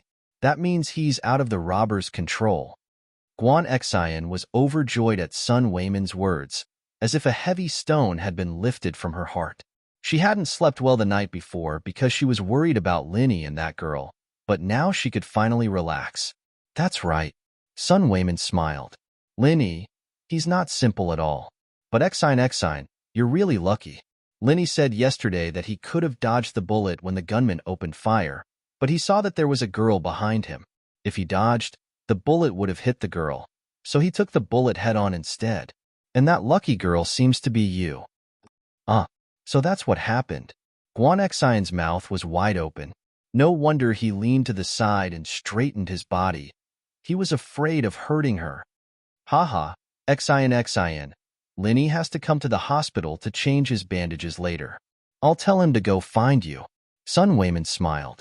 Sun Wayman didn't know Guan Exine's real identity, but the dean had told him that Guan Exine was sent here by someone important and that he should take care of her. Sun Wayman had always been a very modest person. He did not need the director to greet him. He was very kind to the people in the department, especially the young people. He would try his best to give them advice and would never hide anything. Guan Exine's face reddened. A hero saving a damsel in distress like this was bound to make people think too much, especially in such a dramatic way. After Lin Yi was injured, he went to the hospital where she was treated. Lin Yi looked at the attractive nurse in front of him. He felt that she looked familiar, but he didn't know where he had seen her before. However, her words, "Don't you recognize me?" made Lin Yi's hair stand on end. Why do I feel like a heartless man who cheated a girl of her feelings? You are? Lin Yi looked at the girl in front of him suspiciously. He wanted to find some clues from her big bright eyes, but unfortunately, Lin Yi still couldn't remember who she was. It was no wonder. She was just a passerby that Lin Yi met yesterday. He didn't even know her name, so there was no way that Lin Yi would have any impression of her. Thank you for blocking the bullet for me yesterday. Guan Exine was a bit disappointed that Lin Yi didn't recognize her. She took the initiative to tell him how they met. Ah, it's you. Lin Yi finally remembered who the girl in front of him was. She was the girl behind him at the bank yesterday. You remember? Guan Exine was a bit happy that Lin Yi remembered her. Actually, the robber was going to shoot me yesterday. I can't hurt others just because I dodged the bullet, so you don't need to thank me. Lin Yi explained. You don't need to feel bad about it. Oh, Guan Exine didn't know what to say after hearing Lin Yi's words. She nodded, and the atmosphere became a bit awkward. All right, help me change the bandages. Lin Yi smiled. Nice to meet you, pretty nurse. I'm Guan Exine. Guan Exine was amused by Lin Yi. She took the medical order from Lin Yi and started preparing the medicine. When she was done, she saw that Lin Yi was still standing there. She couldn't help but laugh. What are you doing? Hurry up and take off your pants. Guan Exine's face reddened involuntarily after she said that. This was actually the first time Guan Exine had to deal with a man's wound. In the past, Sun Wayman would always hand it over to the married female nurses in the department. These young nurses would usually take care of superficial wounds on the hands and feet. But today's situation was different. Lin Yi was Guan Exine's savior, and Sun Wayman wanted to hand Lin Yi over to Guan Exine. Guan Exine didn't object to it, and so the matter was settled. That's not too good. Lin Yi was starting to feel a bit embarrassed. He hadn't even taken off his pants yesterday, and there was already a rumor going around with Ling Shan. If he took his pants off today, wouldn't it be even worse? Guan Exine didn't feel embarrassed when she saw a man like Lin Yi acting coy. Instead, she found it funny. I'm a nurse. What are you doing behind my back? You know, patients have no privacy in front of a doctor. Be a good boy and take off your pants. Guan Exine felt her face heat up. Why did she feel like a perverted sister trying to kidnap a little boy? Lin Yi sweated profusely, but after thinking it over, Guan Exine was a nurse. It shouldn't be a big deal if he took off his pants in front of her. He unbuckled his belt and took off his pants before sitting down on a chair. That's my chair, but you can take it. Guan Xian was a little embarrassed when she saw Li sitting on her office chair with only his underwear on. She thought about it and decided that it was fine. Lin Yi, on the other hand, was a little apologetic. I didn't know this was your chair. Do you want me to switch? Forget it. Your leg's injured. Don't switch it around, Guan Xian said as she squatted down and started examining the bandages on Lin Yi's leg. She didn't think that Lin Yi, who looked so skinny, had such muscles on his legs. No wonder he was able to leave with the criminals after getting shot. Guan Xian was a little surprised. Guan Xian carefully unwrapped the bandages, but the more careful she was, the more nervous she got. Especially when she saw the bulge in Lin Yi's underwear, Guan Xian felt her breathing quicken. Her hands trembled slightly, and her face was as red as the sunset. Guan Xian was nervous, but Lin Yi wasn't any better. A beautiful girl in a nurse's uniform squatting down on his crotch. It was inevitable that his imagination would run wild.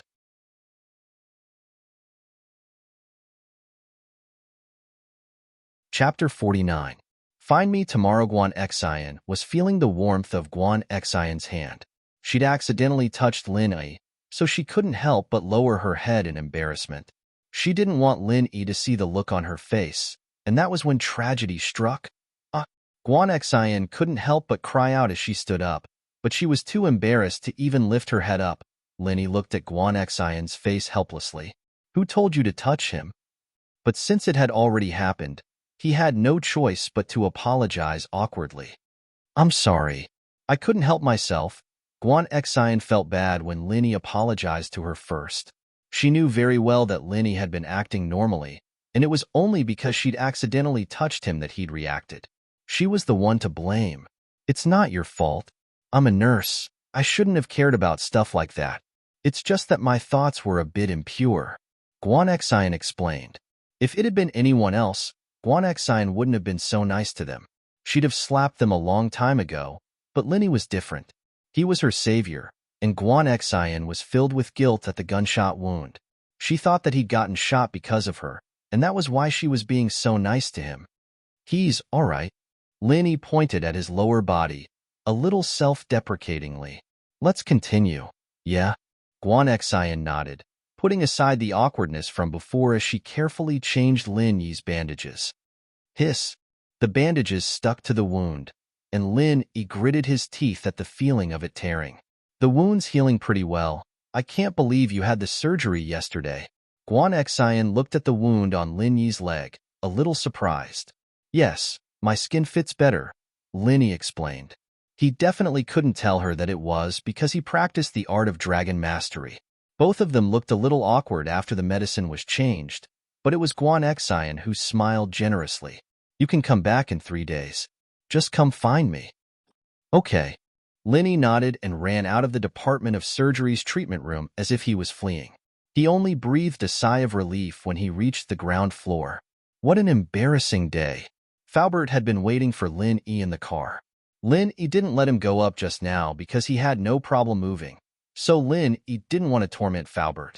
Did you change the medicine? Seeing Lin Yi coming out of the hospital, Faubert opened the door and asked. Yes, it's done. Lin Yi nodded. But you still have to come back tomorrow to see how the wound is healing. You can come back the next day. Guan Xian actually wanted Lin Yi to come back the day after tomorrow since she was off work the next day, but she was afraid that Lin Yi's wound would change again. That was why she wanted him to see how it was healing first. Lin Yi remembered the awkwardness of changing the medicine, and he didn't want to do it a second time. It wasn't a good feeling to see but not touch. I've contacted Mr. Chu and told him about what happened yesterday.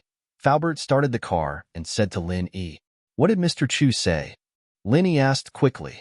Mr. Chu said he'll come back immediately, and we'll talk about it when he gets back. Faubert said. But Mr. Chu said that he has an inkling of who's behind this. Oh? Lin Yi froze. He didn't expect Peng Zhan to be so smart, figuring out who the mastermind was so quickly. It was already past the rush hour, and there were fewer cars on the road. Soon, Faubert drove the car to the entrance of First Middle School. Lin Yi got out of the car and waved at Faubert. Lin Yi carried his backpack and stepped into the school. The field was empty, and there were only a few students playing basketball. Evidently, They were the bad students who didn't go to class normally. Bang! A basketball rolled towards Lin Yi. "Hey kid, throw the basketball over here." A student with long hair and a black shirt shouted at Lin Yi. Lin Yi was in a hurry to go to class, so where would he find the time to pick up the ball? Moreover, the basketball didn't just reach Lin Yi's feet, but there was a certain distance between it and Lin Yi's feet. "Motherf asterisk Kerr, I'm talking to you. Didn't you hear me?" Zhou Ruoming was immediately displeased. In this school, was there a student who dared to disobey him? Lin Yi heard Zhou Ruoming's curses, and he couldn't help but frown. Although Lin Yi didn't know who his parents were since he was young, it was still very displeasing to hear such insults. Lin Yi slowly turned around to look at Ruoming, pointing at him before pointing at himself. "Were you talking about me?" "Yes, it's you. Are you fucking deaf? I'll count to 3, throw the ball to me, and we'll be fine. Otherwise, I'll King kick you out of this school." Zhou Ruoming looked at Lin Yi's clothes and knew that he was a poor student, so he didn't have any scruples when he spoke. Lin Yi didn't say anything. He walked straight to the direction where the basketball rolled, then he bent down and picked up the basketball. A group of lackeys around Zhou Ruoming cheered. Zhou Ruoming enjoyed the feeling of others kneeling under his feet. This feeling of being the school's overlord made him extremely refreshed. Brother Ming is still the most prestigious. One word, and that kid had to pick up the ball obediently. He was scolded, but he didn't even dare to fart. One of Zhou Ruoming's supporters praised him flatteringly. He's just a poor student." Zhou Ruoming said proudly, "In this school, a person who dares to go against me, Zhou Ruoming, hasn't been born yet." Lin Yi stood up and turned to Zhou Ruoming with the basketball in his arms.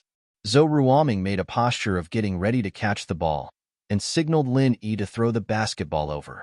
Lin Yi looked at Zhou Ruoming's flashy look, and a slight curve appeared at the corner of his mouth. He suddenly raised his hand, and the basketball flew from his hand to Zhou Ruoming at high speed. Of course, Zhou Ruoming didn't realize that danger was approaching him. He still made a posture of catching the ball with his hands in front of him, ready to catch the basketball thrown by Lin Yi. Bang! The basketball hit Zhou Ruoming's hand. At first, Zhou Ruoming was still complacent about being able to catch the basketball from such a long distance. A group of lackeys around him also cheered and shouted flatteringly, "Brother Ming is so handsome. He's simply the new Jordan."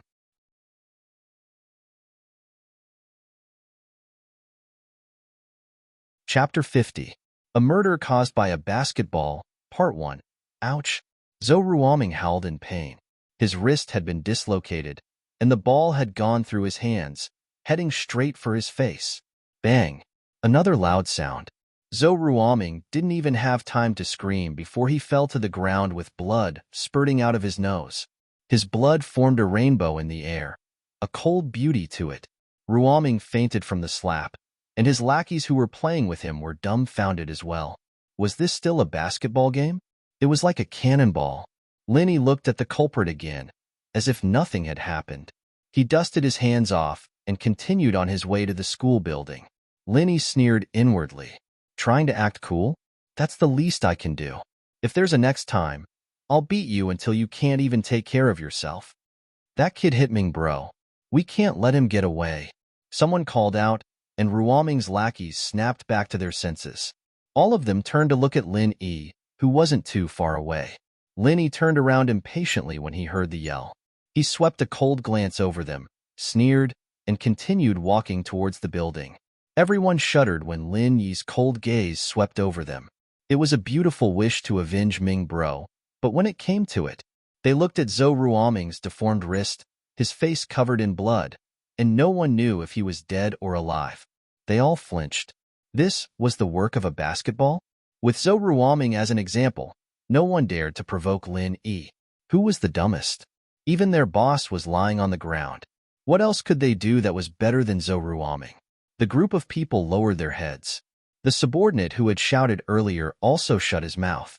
Everyone hurriedly carried Zhou Ruoming and rushed to the school hospital. Pinliang didn't go to school today. He called up one of his father's underlings. Heibao Bro was part of the underworld in Songshan, and he was in charge of his father's nightclub, Golden Age. Pinliang had asked him to teach Lin Yi a lesson, But Heibao Bro hadn't thought much of it at first. It was just a student, after all. There was no need for him to do it himself. He'd just send a few of his lackeys and they'd be able to take care of it. Pinliang's group couldn't even handle a student, and he was quite disdainful of them. However, he didn't say it out loud because of Pinliang's father. After all, he was the young master of the corporation. Brother Heibao was not stupid. Why would he offend him for no reason? However, he still couldn't let go of his pride to deal with a little cub. Pinliang, however, couldn't take Pinliang's coaxing and pestering, saying that the new transfer student was very strong and that he was a martial artist. Heibao Bro had no choice but to bring his men to take a look. He'd finally gotten Heibao Bro's help, and Pinliang was filled with joy. Heibao Bro was famous for his fighting prowess. There was once a guy from the provincial mixed martial arts team who got drunk and caused a scene in a nightclub. Many security guards couldn't do anything to him, but Heibao Bro had taken that professional out in just a few rounds. Pinliang couldn't help but be impressed. As far as he was concerned, as long as Heibao Bro was involved, that Linny kid could eat shit today.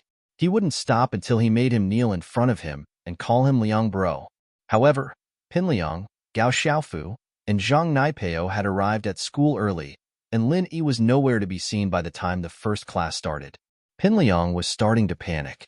Was the kid scared and not coming? Didn't that mean he'd wasted his time looking for Heibao Bro? There was no point in staying in the classroom without Lin Yi. With a wave of his hand, he left the classroom with Gao Xiaofu and Naipeo. Liang Bro, do you think that Lin Yi kid got scared after he went back yesterday? Maybe he pissed us off and decided not to come to school anymore? Xiaofu analyzed. That's a possibility.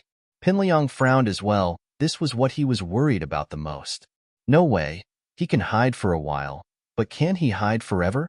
Unless he doesn't want to study here anymore, but he just transferred yesterday. Is he going to quit today? Naipeo was quite troubled as well. Why was Lin Yi not coming to school after just one day? Fuck, it's been a long day. You know, Heibao Bro doesn't have time every day. He has to help my dad look after the place. My dad's gonna skin me alive if he finds out that I asked him to help me fight. Pinliang said worriedly.